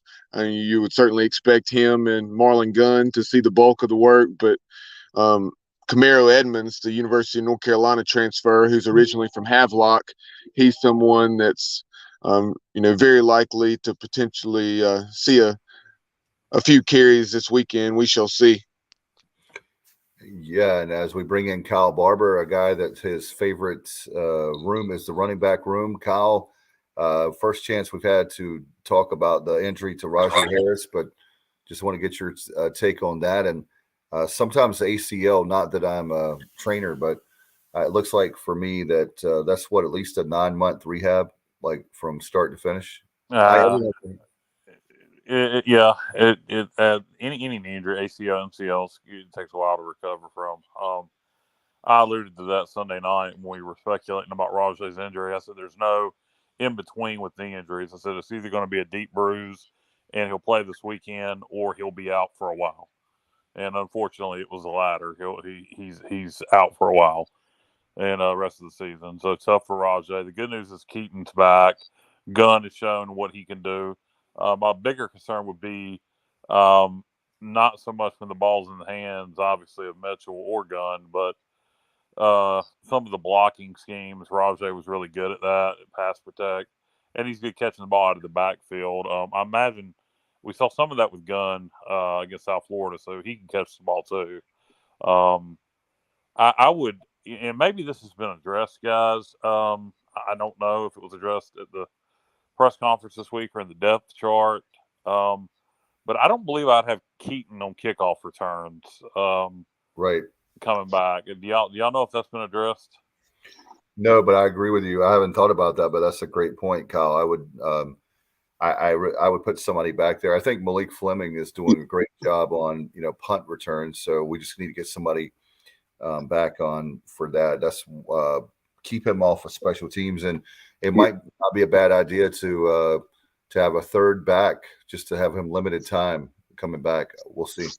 Yeah, when Keaton went down against Navy and missed pretty much the entire second half after getting hurt with 13 minutes remaining in the third quarter a couple weeks ago, CJ Johnson went back and caught kickoff. So it'll be interesting to see if CJ's back there, or if someone, maybe it's a little more speed. Not that CJ's if you can trust King back there, give him a chance to be on the field more and utilize his speed. Right. And then obviously, speaking of injuries, Josiah Hatfield, you had seen him in previous games, kind of working his way back in after that suspension. Can any of you shed any light there? I have not really sought an answer, but just wondering what his situation is. Everything I read from IGO just says it's day to day, whatever the hell that means. So I guess it's a nagging injury, a pain tolerance kind of thing. but he's day to day. I haven't heard about Jalen Johnson. It doesn't sound like he's going to be out. I don't know if that was addressed at the press conference or not. Did you see anybody address Jalen's injury? I did not hear Coach Houston address Jalen's injury. I think it was a hand or wrist injury, Okay. and it occurred, I think, maybe late first quarter. I think he played right around just shy of 20 snaps on Saturday. So hopefully he's back, because that's a good segue into what I was going to mention next, and that's what Matt was saying as far as receiver depth. I think we do have some talented receivers in the program, but just the way we choose to go about things, or just, I'm sure, we're doing what we're doing for a reason, but that may be the reason. The limited receivers that we play, we're really only playing our starters, Winstead and both Johnsons, and then you have, and then obviously 2 tight ends who see significant snaps, 50 to 60 plus snaps a game in Calhoun and Ryan Jones. But you think back to the Logan years, or other coaching staffs. Ruffin McNeil. Yeah, Ruffin McNeil, and certainly, but guys like Linwood DeBrew back in the Logan years that didn't have many receptions, but you'd see them play 5, 10, maybe 15 snaps a game. But we really aren't seeing that outside of some of those. I guess maybe we saw it against Old Dominion and Campbell perhaps, but I'd have to go back and check the snap count report as far as Tajay Hudson and Kerry King. After Kerry King had a catch or two in those first couple games, I thought we'd see him more, but that hasn't been the case. Yeah, we made this week. I would think, luckily we've been playing gun, and I would think that with Jalen Johnson's injury, whether he's 100% or not this week, I would hope that'd be a wake up call to get guys like Kerry King on the field more, et cetera. What about the kid from Duke, the transfer from Duke? What is the other deal? I heard Coach Boyette speaking about Jarrett Garner and the transfer from Duke. He said he was coming along well. I don't know if it was a situation where perhaps I don't know if it was more of just learning the playbook, or maybe if there was some conditioning involved as well, kind of like Audio Matosho was when he transferred in from UCLA. Yeah. But there's certainly been, one or a combination of things, just keeping Jarrett Garner off the field outside of a few snaps that we saw. I think it was against Campbell. But that's something that I just thought about when you really – and I know up-tempo is not what we do so much, but it's something that we need to be able to do more consistently. And I wonder if that's the reason, or one of the reasons we don't do it more consistently, is because of not playing many receivers. Yeah, I don't know. Or is the reason we don't play many receivers because we don't go up-tempo? Is it the chicken or the egg? Yeah, which one is it? I don't who knows? But we need to be diverse this week on offense. We need to be smart. Tulane's got a good defense, very good defense. I would say maybe as good as NC State's. They're a very good football team. This is I would argue, and some people may think I'm crazy for saying this, but being it's on the road, I would argue maybe this is the toughest of the next 3 games. The next 2 opponents are Memphis and UCF. I agree. So I think. I obviously I want to win this game, and I think we definitely can win this game. But I would caution Pirate fans, if we go down there and play well and lose, don't act like it's the end of the world. This Tulane team is really good. How Southern Miss got them. I didn't watch the game. The yardage don't make a lot of sense. But they've been pretty flawless outside of that game. Are they beatable? Absolutely. But you don't go on the road and beat Kansas State, a good Kansas State, unless you're a good football team. And they're 4-1 for a reason. And like I say, I would advise Pirate Nation, if we do lose, don't panic. There's going to be a lot of close games coming up over the next 5-6 weeks. It's going to be a roller coaster as we line it up these next few weeks. This is a tough of a stretch of games as we've had, and it may not look like it at first unless you really look at the schedule. But man, Tulane, Memphis, UCF, top 25 Cincinnati, top 25 BYU, all in a row. That's pretty damn salty. Yeah, Kyle. When Corey was part of the show, Corey was talking about that as far as what you were just saying. I mean, so it will be very, very interesting to see how things play out. The Pirates are a 3-point dog, and that's not surprising with the game being in New Orleans, because I think if the game was in Dowdy-Ficklen, that it would probably be the other way around. I expect this to be a 4-quarter ball game, and you reference, having that gadget play, trick play, whatever you want to call it, in your back pocket. I think this is a game where, where it comes down to something like that potentially making the difference. So it will be interesting to see if we pull out something of that nature. Yeah, and speaking of gadget plays and stuff like that, it makes me think of kicking. And I don't know if you guys noticed at the press conference today, I was reading some of Houston's remarks. He talked about Daffer and competition, and apparently the backup for Daffer had been injured. And apparently he's getting healthy now. So he said there, we can finally start having some competition at the kicking position. Yeah, it's going to be interesting. I mean, I really wish that information would have come out weeks ago, Kyle, because it would have really, made a lot more sense when you look at the whole situation. Yep. I don't see the need to kind of hide that information from the public, but it does. That's what we need in that room. We need competition. You need it in every room, but especially right now in that kicking room, it's sorely needed. No, it is. And, hopefully that makes Daffer a better kicker. And if not, then the other kid will get opportunity. We know Owen can do it. He's just got to get out of his head. I don't think it's anything with his mechanics. I don't know. That would be a good question for maybe Bays or somebody. Is it like anything with his mechanics? I think it's between his ears. Most definitely. I was saying earlier, guys, before y'all joined us, that I truly believe that it's like he's trying too hard. He's overcompensating. I don't know the term, Bubba and Matt, but it's something there that he wants to make. In other words, my point is he wants to make damn sure that it goes through the uprights. And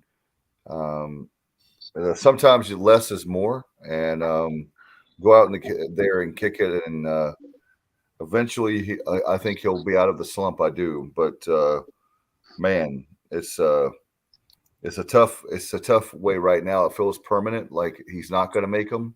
But nah. And again, for that, the backup that Kyle references, it is redshirt freshman Carson Smith out of Belmont, North Carolina, South Point High School. He was a 2-time conference kicker of the year, and you would certainly expect that at this level. But that's just a little information about Carson Smith, who seems to be the primary competition for Owen Daffer. Bubba's vibrating.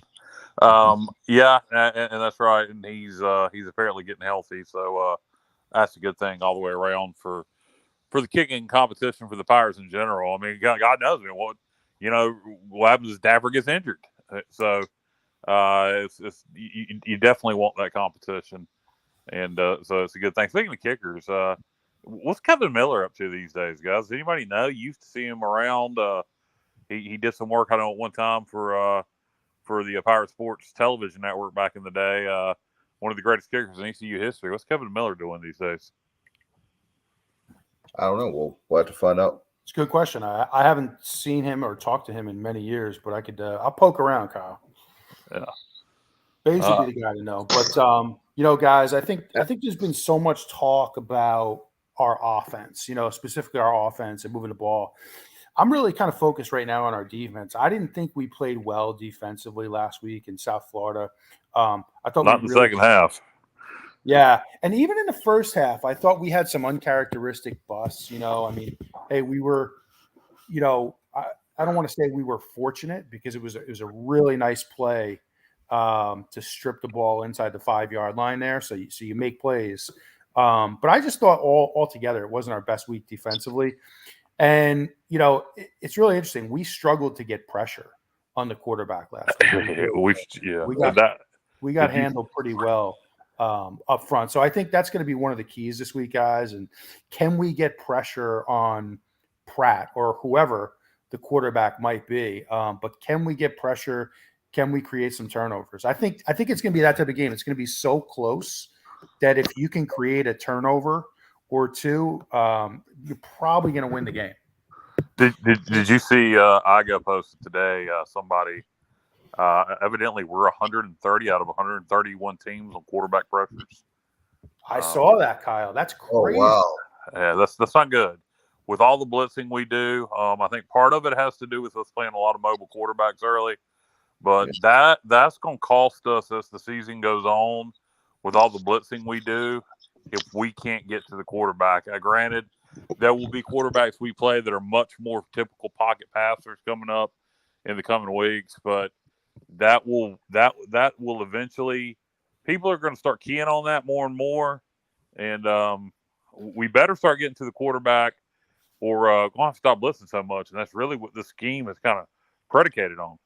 And that's something that we still blitz a decent amount, but I'm trying to remember, with the improved personnel. I heard a stat, I think, and give Stephen Igo credit for this. I believe it was on his podcast within the last couple of weeks, just talking about with the improved defensive line and just being better at every level of our defense. That I want to say the percentage that we were blitzing was down at least 15 to 20%, if not more.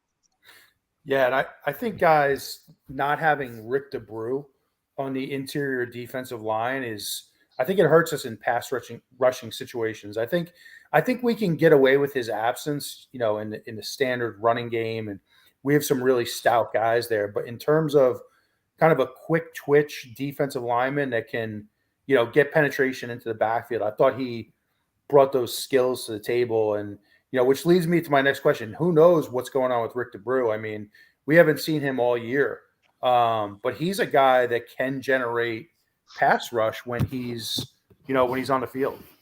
He's still Based on team. Coach Houston's comments and kind of reading between the lines just a little bit, it seems to be just a matter of practice habits, and that Rick's practice habits weren't as good as his teammates that were getting the playing time. Yeah, but at some point, I don't know. Is he trying in practice and he's just not a practice player? Some guys just do it when the lights are on. Is he giving effort but just not performing well in practice? Because we've seen him perform with the lights are on. At some point, I know no one player is bigger than the program, but at some point, aren't you hurting your team by not putting him on the field?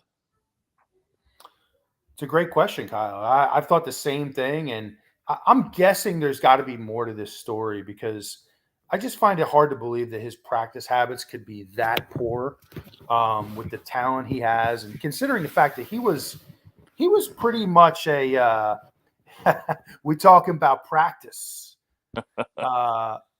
So he was pretty much ingrained too as a starter for a few years. It's just hard to believe things turn that quickly for him, but it's kind of a mystery.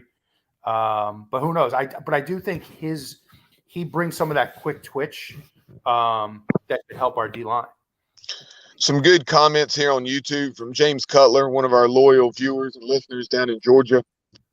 And James said, first he was chiming in regarding the up tempo, and I referenced just saying that no, it's not what we do, but I think there's a time and place for it, and I'd like to see us utilize it more. And you saw it there, and yes, in this situation, it was just more out of necessity, but at least we did it there at the end of the half when we made it 41-7 against South Florida, more so than doing it a second or third possession of the game as a change up to keep the defense on its heels and to keep them from being able to throw as much at us, from a schematic standpoint. But so he brought that up, and just talking about Coach Houston's philosophy there as far as time of possession and so forth. And then he was talking about there's a lot of parallels between golfers and kickers. So that's something that you're always going to hear as far as from a mechanical standpoint and also the mental aspect. Yeah, speaking of Kevin Miller, was known to be a great golfer. Yep, he was very good at both. Yep. Yeah, it's a really good point that Jay made or Jay Cutler. It kind of reminds me of free throw shooting too. You see a guy who starts to struggle from the free throw line, and all of a sudden it gets in his head and becomes a major problem. So it reminds me a lot of free throw shooting. And to Kyle's point, I do think it's in between the ears. Daffer has the ability, but he just has to somehow find a way to block it out. Yeah, and I've heard it said that free throws win ball games. Woo. Well, the free throws, making free throws are the difference between a good team and a great team. But hey, Matt, by the way, I'm really disappointed in you, and I've got something. No, this is not a bad thing actually, but as far as fandom is concerned, I thought the reason why you were late to the show was because you're going to brag about your one of the best Yankees of all time, Aaron Judge, breaking the Roger Maris's record, another Yankee tonight, and you haven't mentioned one thing about it. I thought for sure by now you'd be like, hey fellas. Well, hey, I'm glad you brought it up. Tonight's a great night in New York, guys. You have Judge obviously with 62. Judge is an awesome player. He fits in very well in the New York market. I'm a big fan of Judge. He was a 3-sport athlete in high school. He was an awesome football player. He was a great basketball player. Obviously, baseball speaks for itself, but that's pretty awesome to see. And I like the fact that he's clean. He's doing this in the non-steroid era. But I'll tell you guys what's more important to me, and not to veer off into New York sports, but Kyle, the New York Knicks basketball season started tonight, my friend. Preseason. Okay. So that's a big deal. That's a big deal in this house here. So I'll be watching a lot of Knicks. I'm not sure why you addressed me with that. House as well. Because Kyle's a big basketball fan. Well, like I said, free throws win ball games. Woo. I might be a big basketball fan if we were ever relevant in basketball, but being I'm a Pirate and we haven't been relevant in basketball ever. It's kind of hard to get excited for the sport, and I don't care about the pro game. So it's good. I'm glad your Knicks are back on the hardwood, Matt. I know you enjoy it. So good luck to the Knicks. The best. We'll need it, buddy. We'll need it. Matt, you are one of the best fans ever because it's easy to be a Yankees fan. It's very hard to be a Knicks fan. I feel for you, man. It's tough. It's a lot like it's a lot like being an ECU basketball fan, to be honest. It's a big investment with usually not much payoff, but hopefully that's about to change, right, guys? You never know. Yeah. Hopefully. It's a new no doubt. I love it. Quick twitch is the new no doubt. All right, no doubt. Quick twitch. You talking about Gwen Stefani? Yeah, I made that reference the other night. Love her. One of my all-time favorites. One of my celebrity crushes. I absolutely. Sorry, Blake Shelton. I love him too. No doubt. Paul Russell says Tulane is going to be a tough out. We're going to have to bring our A game. Yeah. There's no doubt about that. I said that on purpose. But for me personally, guys, I really, like Tulane, like going back to your point, Kyle, Coach Logan said this early in the season, back in the summer, that every game the Pirates would be in, and it's a 50-50 game. He kind of like referenced, Matt, towards your era of Pirate football in the 90s, where we're like going to be in every game, and it's like the last play. What is it? Help me out, Matt. The last play of the fourth quarter. But we come down to the last play of the game. Yeah, last play of the game. Right. So Kyle is 100% right. Like this Tulane team, this isn't like a Tulane team where we would be stumping our toe. We overlooked them. We have a big game coming up. We do have a big game with Memphis coming up with homecoming and the significance of the conference. If we want to be a conference game, if we want to have a chance to play for a conference title in the conference championship game. But for Tulane is not a joke. They're really good. Not coach speak. It's people need to do their homework. And I think that's one thing that drives me crazy with some fans is they see the name Tulane and they go, oh yeah, that's a win. Now, I hope at this point, if you don't realize they're 4-1 and they beat Kansas State, then I don't know what to tell you. But no, Tulane's very good. You mentioned trying to get to a conference championship game. Not only that, but I'm going to be honest with you, with this stretch, not only that, just trying to get to a bowl game. I mean, like I said, we're 3-2, and that Navy game's really annoying because we should be 4-1 and feel really good about a bowl game. But like I said, these next 3 games and these next 5 games are really gonna tell the tale of this season of if we're gonna have a chance to compete for a conference championship, if we're gonna try to be sneaking into a bowl game at the end of the year, or if we're gonna have a bowl game wrapped up. Going into the last couple games and trying to get into the conference championship game. Like I said, and to me, the stretch run of the season, and we're at that halfway point this week, but the stretch run of the season really begins this week. Hard to believe we're at the halfway. When you look at this game, no kidding. I think having 4 straight home games, really made it go by in a blur. It seems, but as far as this Tulane team and how good are they? And we talk about them, the votes they're getting, 4-1, being ranked 35, if you will, according to those points received in the polls. But I think this would be definitely one of the best. Maybe it's right there at the top as far as best win that Coach Houston has had at East Carolina, if we're able to take care of business. Yeah, I hadn't even thought about it, but yeah, that's true. I mean, you look at the Memphis game and the Marshall game. So, yeah, I would say this would be right up there with those, if not better than both of those. So, no doubt, yeah, this would be a huge win. I know people are going to find that when you hear particularly. And look, people need to remember this also. Tulane had been good until last year. They had really been on the rise under Coach Fritz, and last year was just a disaster. They had coaching changes in assistant coaching positions. They had lost a couple of coordinators, and then the hurricane came and screwed their whole season up. They had to move operations to Birmingham, and they were just off kilter. And they had been to 3 straight bowl games, which is the school record. Yeah. So Coach Fritz knows what he's doing. He was hired at the same time Scotty Montgomery was hired, so he's been down there since 2016. Now that's hard to believe. But so he's well into having his program established. Kyle, do you think Jeffrey C. Considered hiring Coach Fritz? I don't think Jeff Confer knew Willie Fritz.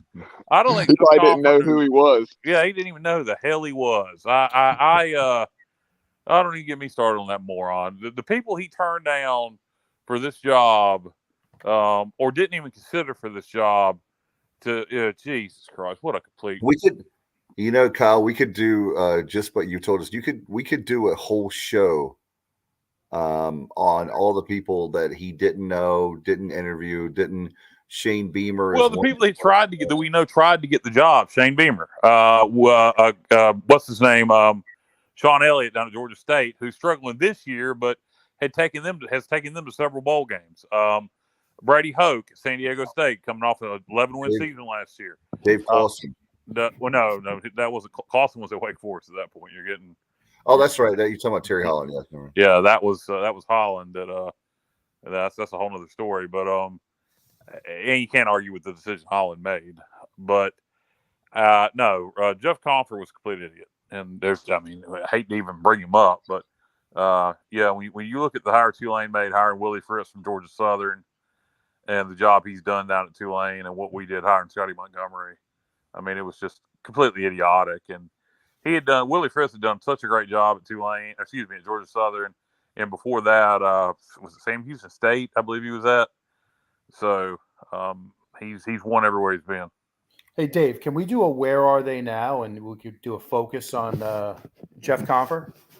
He's in Chicago. Last I heard, working for what is he? Some company out in the Midwest. He's actually really, Bubba. You just lit the fire. Craig just said. Yeah. Still, where are they now on a lot of other people? Well, let's not do Jeff Confer. Why not? Confer, look, if we could get Confer on. The interview would last 30 seconds. Why is that? Oh, because I'd come at him with really hard questions and he would just sign out. I'm not going to come on your show and be disrespected. Exactly. Well, we get Shelly on. Just see what Shelly's up to these days. I know what she's up to. She's actually the sales manager for Curtis Media Group in the Eastern Carolina. Tremendous. That's good for Shelly. I'm glad she actually was very. I will give her credit. She's actually been very nice to me when we were doing the concerts and stuff. So I have to say that I don't think she knows. She's trying to get money from you, Dave. I know that, but I still. I'll be nice to you if I'm trying to get money out of you. You gonna be nice to me? Yeah, if I'm gonna try to get money out of you, sure, I can be nice to you if you're gonna give me money. I mean, she's fake. She's fake, and she was horrible at her job also.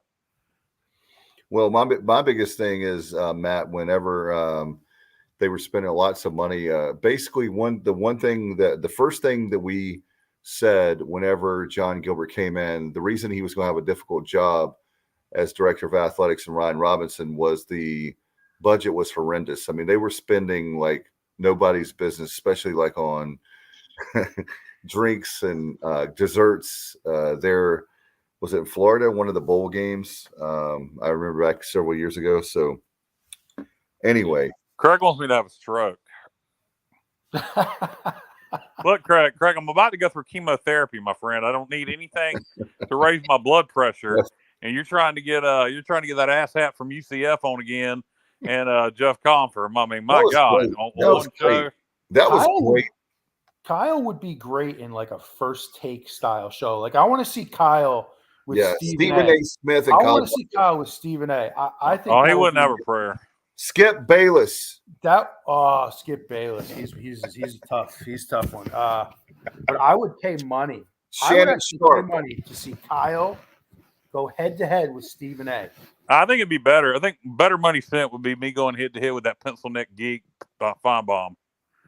Actually, I like Paul Feinbaum. So. Paul Feinbaum's got a face made for radio, and somebody decided to put him on TV. I've never seen such a mouthy little pencil neck geek in my life. I can't stand him.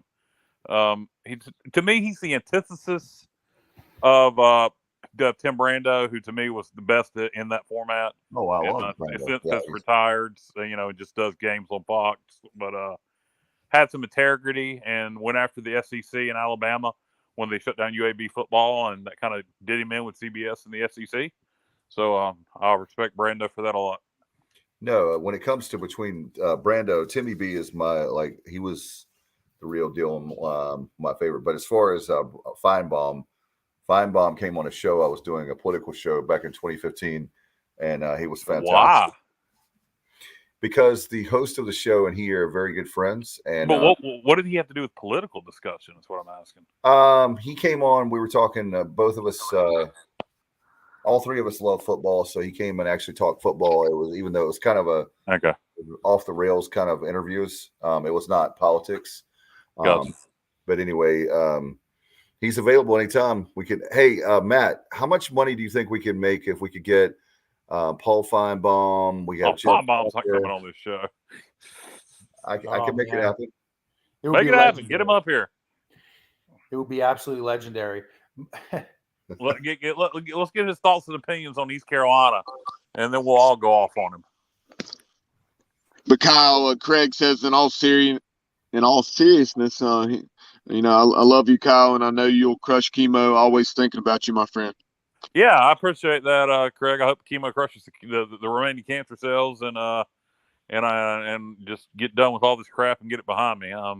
I'm sick of it, and I hadn't even got started with chemo. Yeah. By the way, guys, I get my port put in tomorrow, so another surgery. Hooray! Because I got an open wound still healing from the last one that was staples opened up on, and I get to go to the surgery center tomorrow and get a chemo port put in. So more surgery. Woohoo! Hey, one step at a time, my friend, and it's going to be all good. It's going to be all good. How about Brandon? Speaking of UCF, they play SMU tomorrow night. That's correct. That should be an interesting ball game. SMU's got some. They lost a lot of close games. They played relatively well, but apparently they had quite a few players that are not happy and are opting out for the remainder of the season after playing 4 games. They're like Houston back in Holgerson's second year? Yeah, first year. So I read that article, Kyle, and I was confused by it because the headline of the article said something like, multiple players from SMU or hitting the transfer portal, blah blah blah. And then I read the article, and they only mentioned 2 names. So I don't know if it was just like one of those. It was like that's multiple. It was like bait and switch. Like they kind of hooked you in. I mean, when I saw the headline, I'm thinking this is like 5 or to 6 7 guys, But maybe they just didn't know the rest of the names. But I didn't read the article. Were they key contributors, Matt? Key contributors, Bubba. Key contributors. I don't think so. I think they were guys that were had been getting more playing time in the past, but this year they weren't getting as much. Okay. They probably just said the hell with it. We're getting out of here. Okay. So a bunch of crap with the title. I should have read the article. So it wasn't really a deal like De'Aaron King where it was just a matter of him, seeking greener pastures and a better opportunity, as opposed to Dana Holgerson's offense in that initial year. Doesn't sound like it. It doesn't sound like it. But again, the article was kind of, it really didn't give you much. But I'll tell you guys, looking at that game tomorrow, that's a tough one. I don't know what the line is on that game. I'd be curious to know because that, to me, I would say it's a pick 'em just right off the bat. I don't even know. It's in Orlando, so I'm pretty sure. I think it was UCF minus. I want to say 2.5, but I might be out of my mind. I'm double checking it right now, but yeah, I want to say UCF was somewhere 3 to 5 point favorite. Yeah, that makes sense. It's UCF by 3. Okay, so yeah, essentially a pick 'em advantage to the home team. That makes sense. What's the line? Is it still 3 for Tulane? I saw 3.5 so earlier. Green Wave by 3, and the over/under is 53, and that's something that James Cutler also brought up, just saying that he feels like it'll be a pretty low-scoring game, and so James, the over/under is 53.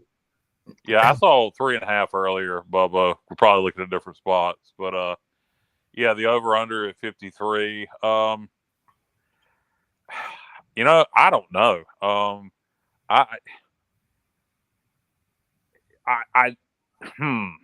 That sounds about right. I don't know if I take the over or the under. Can you call it even? I mean, that sounds about right. I would, 24-21 type ball game. Yeah, I agree. I think it could go either way, but I definitely like to see UCF take that loss. Oh yeah.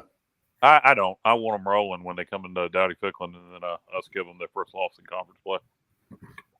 I think and that's the thing is that when you hear the coach speak of one game at a time, that's what Kyle was talking about the conference schedule now, and of course you have to throw in BYU in the mix. That man, that's going to be it's going to be a heck of a ride. But don't you think, guys, though, that the great thing about it is now when we have games like this and we have a program that Houston's building up, that it's excitement every week now. Again, where before it's like, oh yeah, we're going to lose. We're going to play Tulane, and how much are we going to lose by this week? That's the way it was under the Mo era. Now it's like it's excitement every single week. At least it is for me.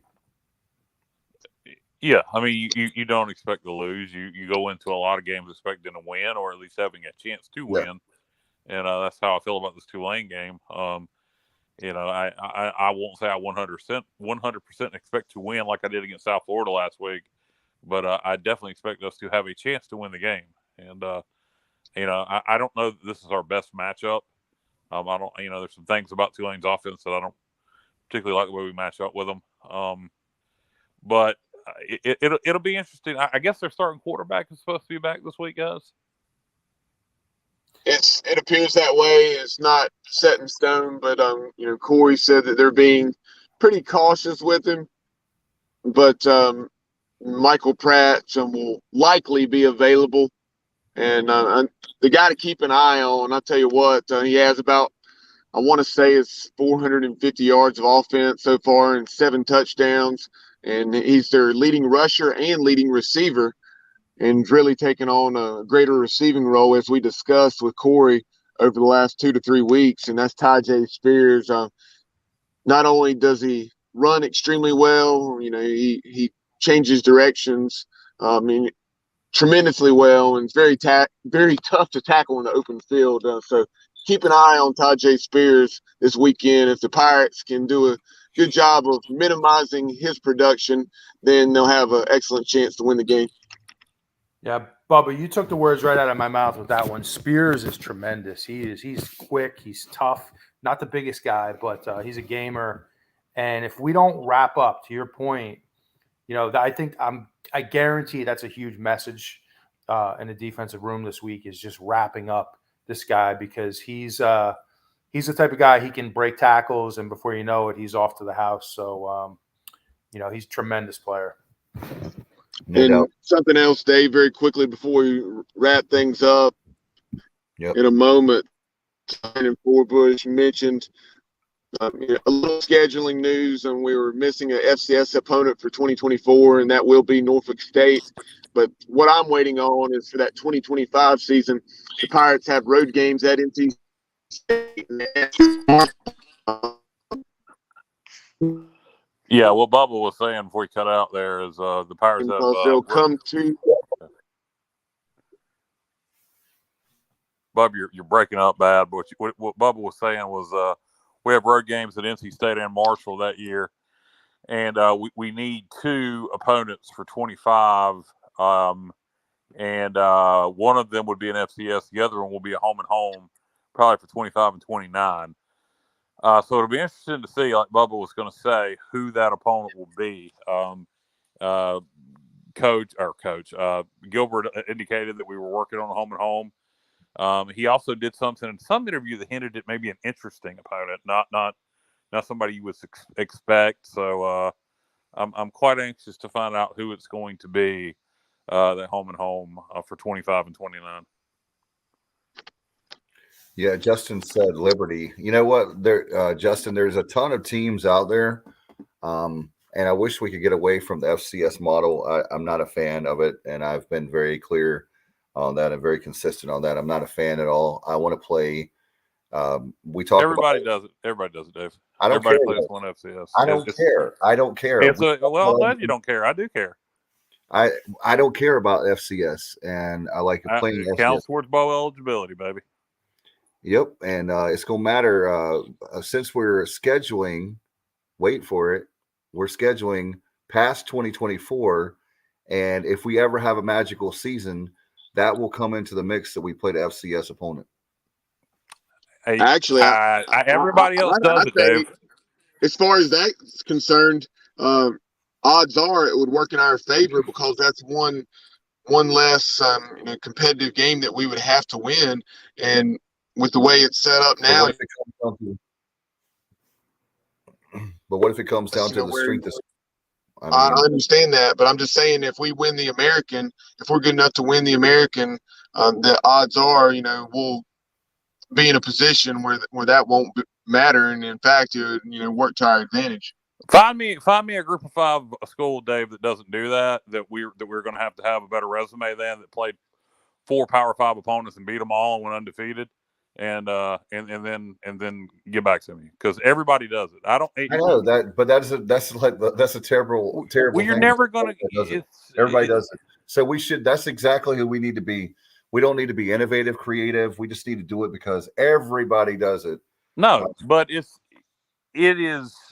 That's where, for example, take out the FCS game and give me the regional rivalries, like we're talking about. Just like we can have the best of both worlds. You have the American TV money, and then we can have. Why can't we have Southern Miss on the schedule? A home and home with Southern. Well, we could. Maybe do it 25 and 29. What about? There's so many. Okay, so every year, while everybody else gets an easy win, you want us to play North Carolina State, Appalachian State, Marshall, and Southern Miss non-conference. That's what you want every year, plus the conference schedule.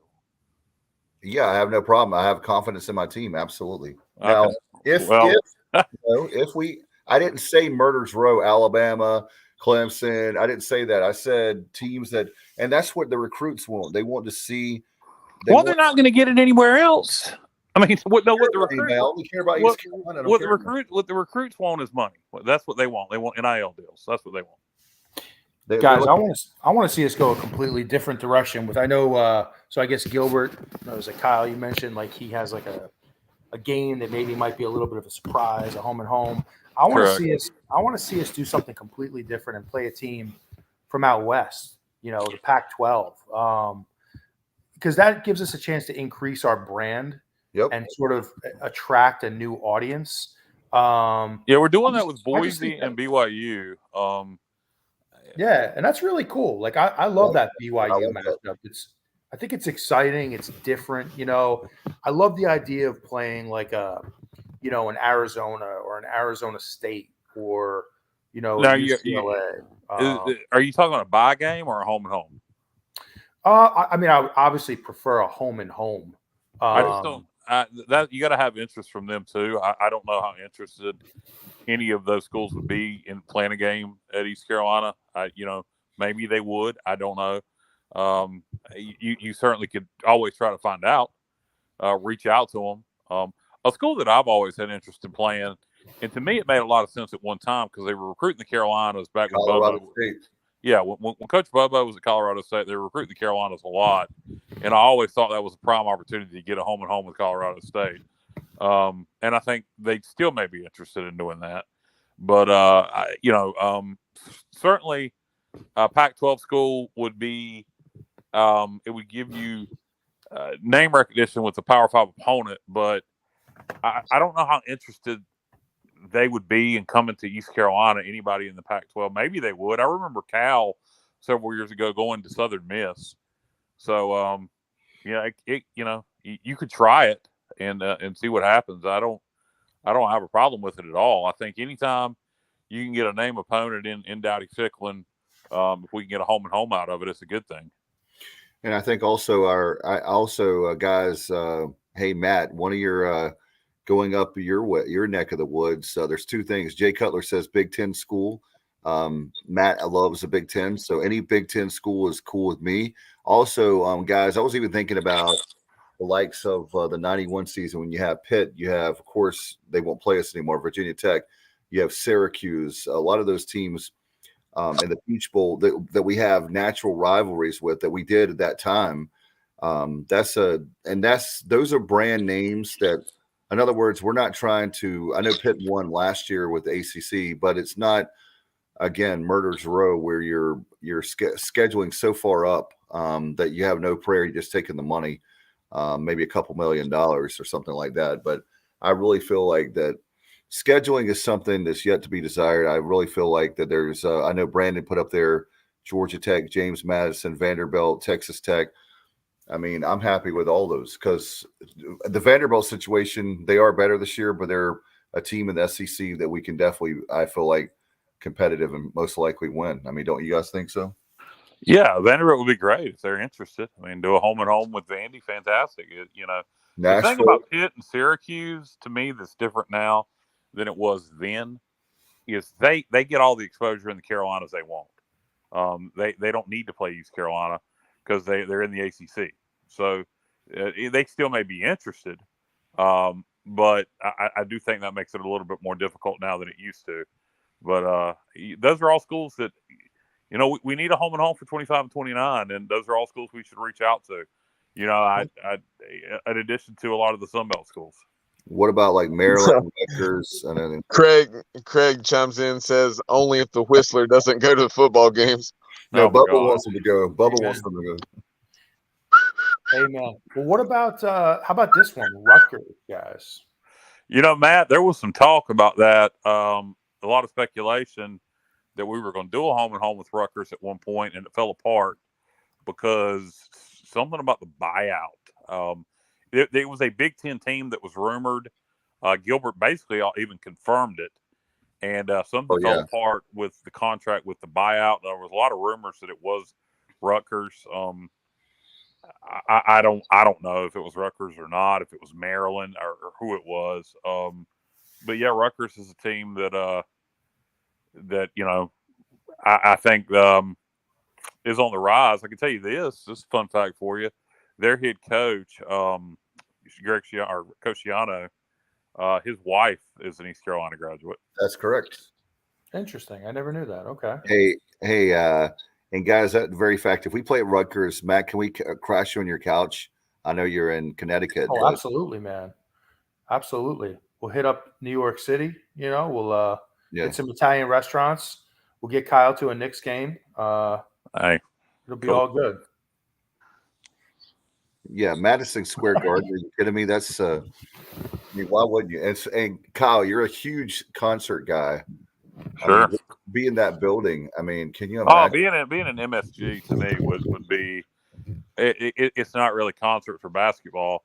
To me, what would be special about being an MSG is its legacy with wrestling, with Bruno Sammartino and Pedro Morales and all the WWF greats from the 70s and through the 80s through Hogan, back when MSG used to be the building WWF ran all their big shows in before they went more national. But a lot of history in that building with wrestling.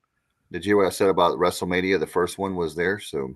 Oh yeah, well of course I know that Hogan. No, I know you know, but Hogan and Mr. T versus Piper and Paul Orndorff with Cowboy Bob Orton in the corner. Yeah, WrestleMania 1. And there's a great documentary on A&E about that right now. The season 2 of the biographies on wrestling greats. Yeah, if we're gonna talk about wrestling biographies, the guys who did Dark Side of the Ring have a new series coming out called Tales from the Territories, which cool. I'm looking forward to. I didn't know that. I'm a huge fan of them.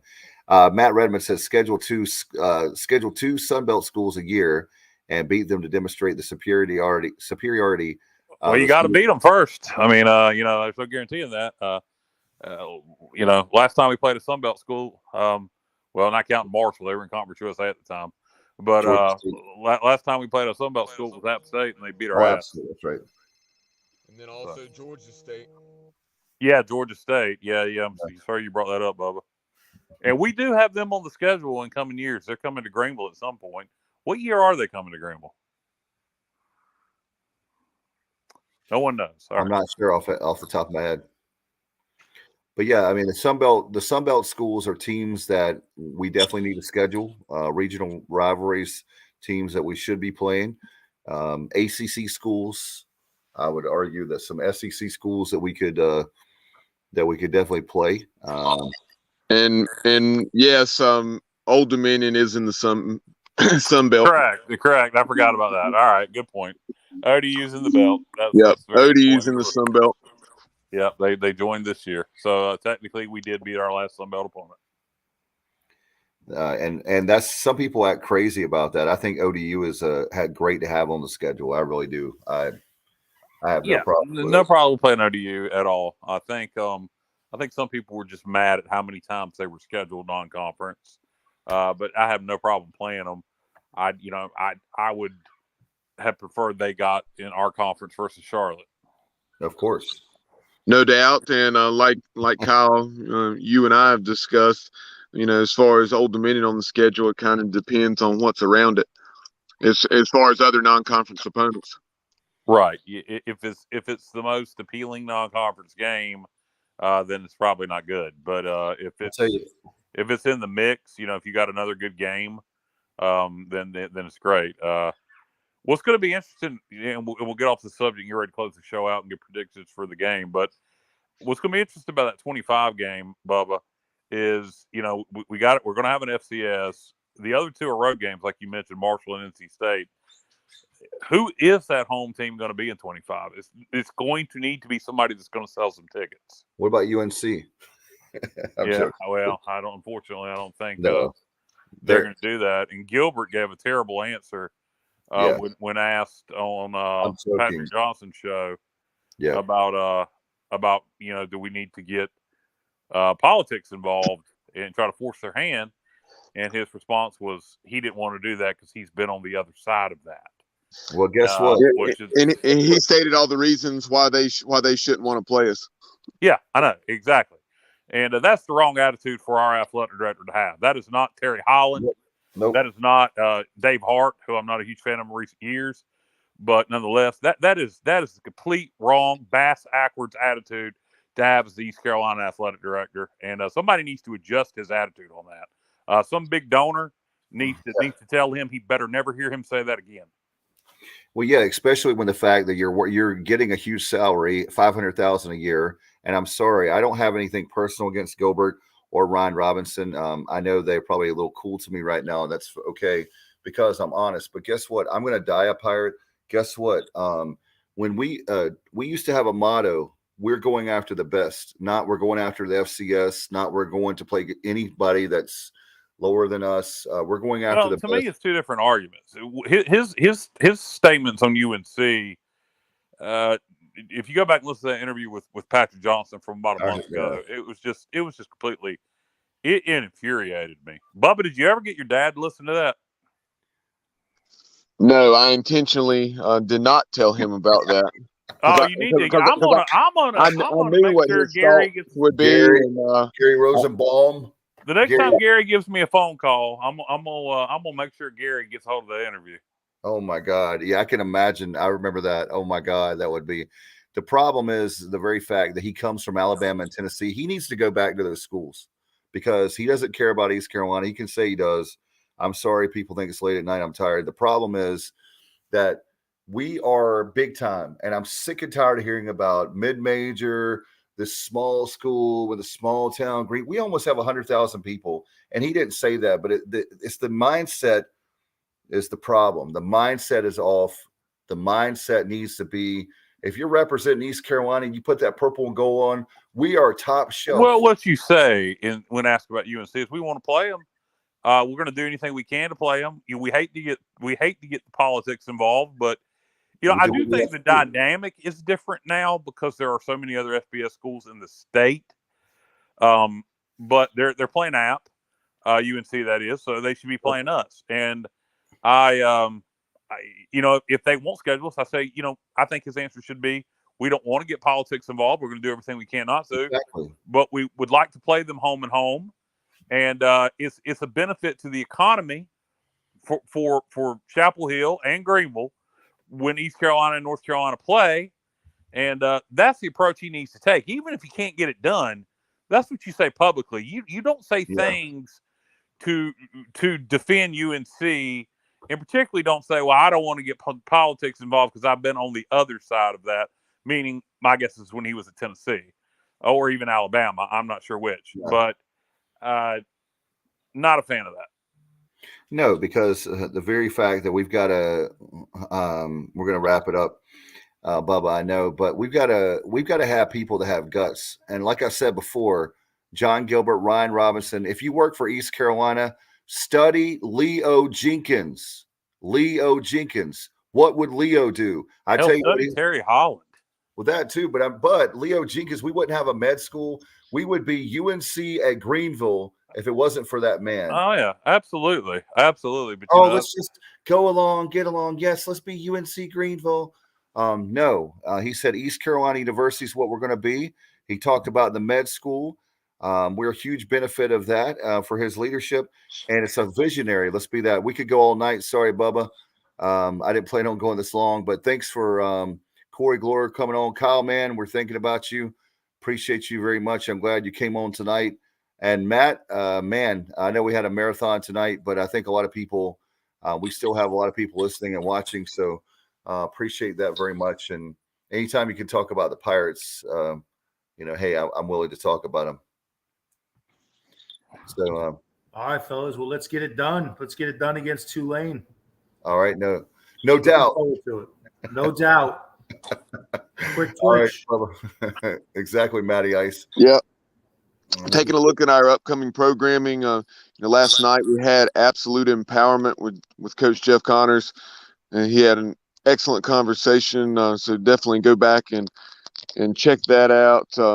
He caught up with Al Miller, who is a legendary NFL strength and conditioning coach. He was the strength coach of the year in the NFL back in 2004 and accomplished so many things with various organizations. Also, I believe spent some time in the college ranks, including time at Mississippi State in the early 80s.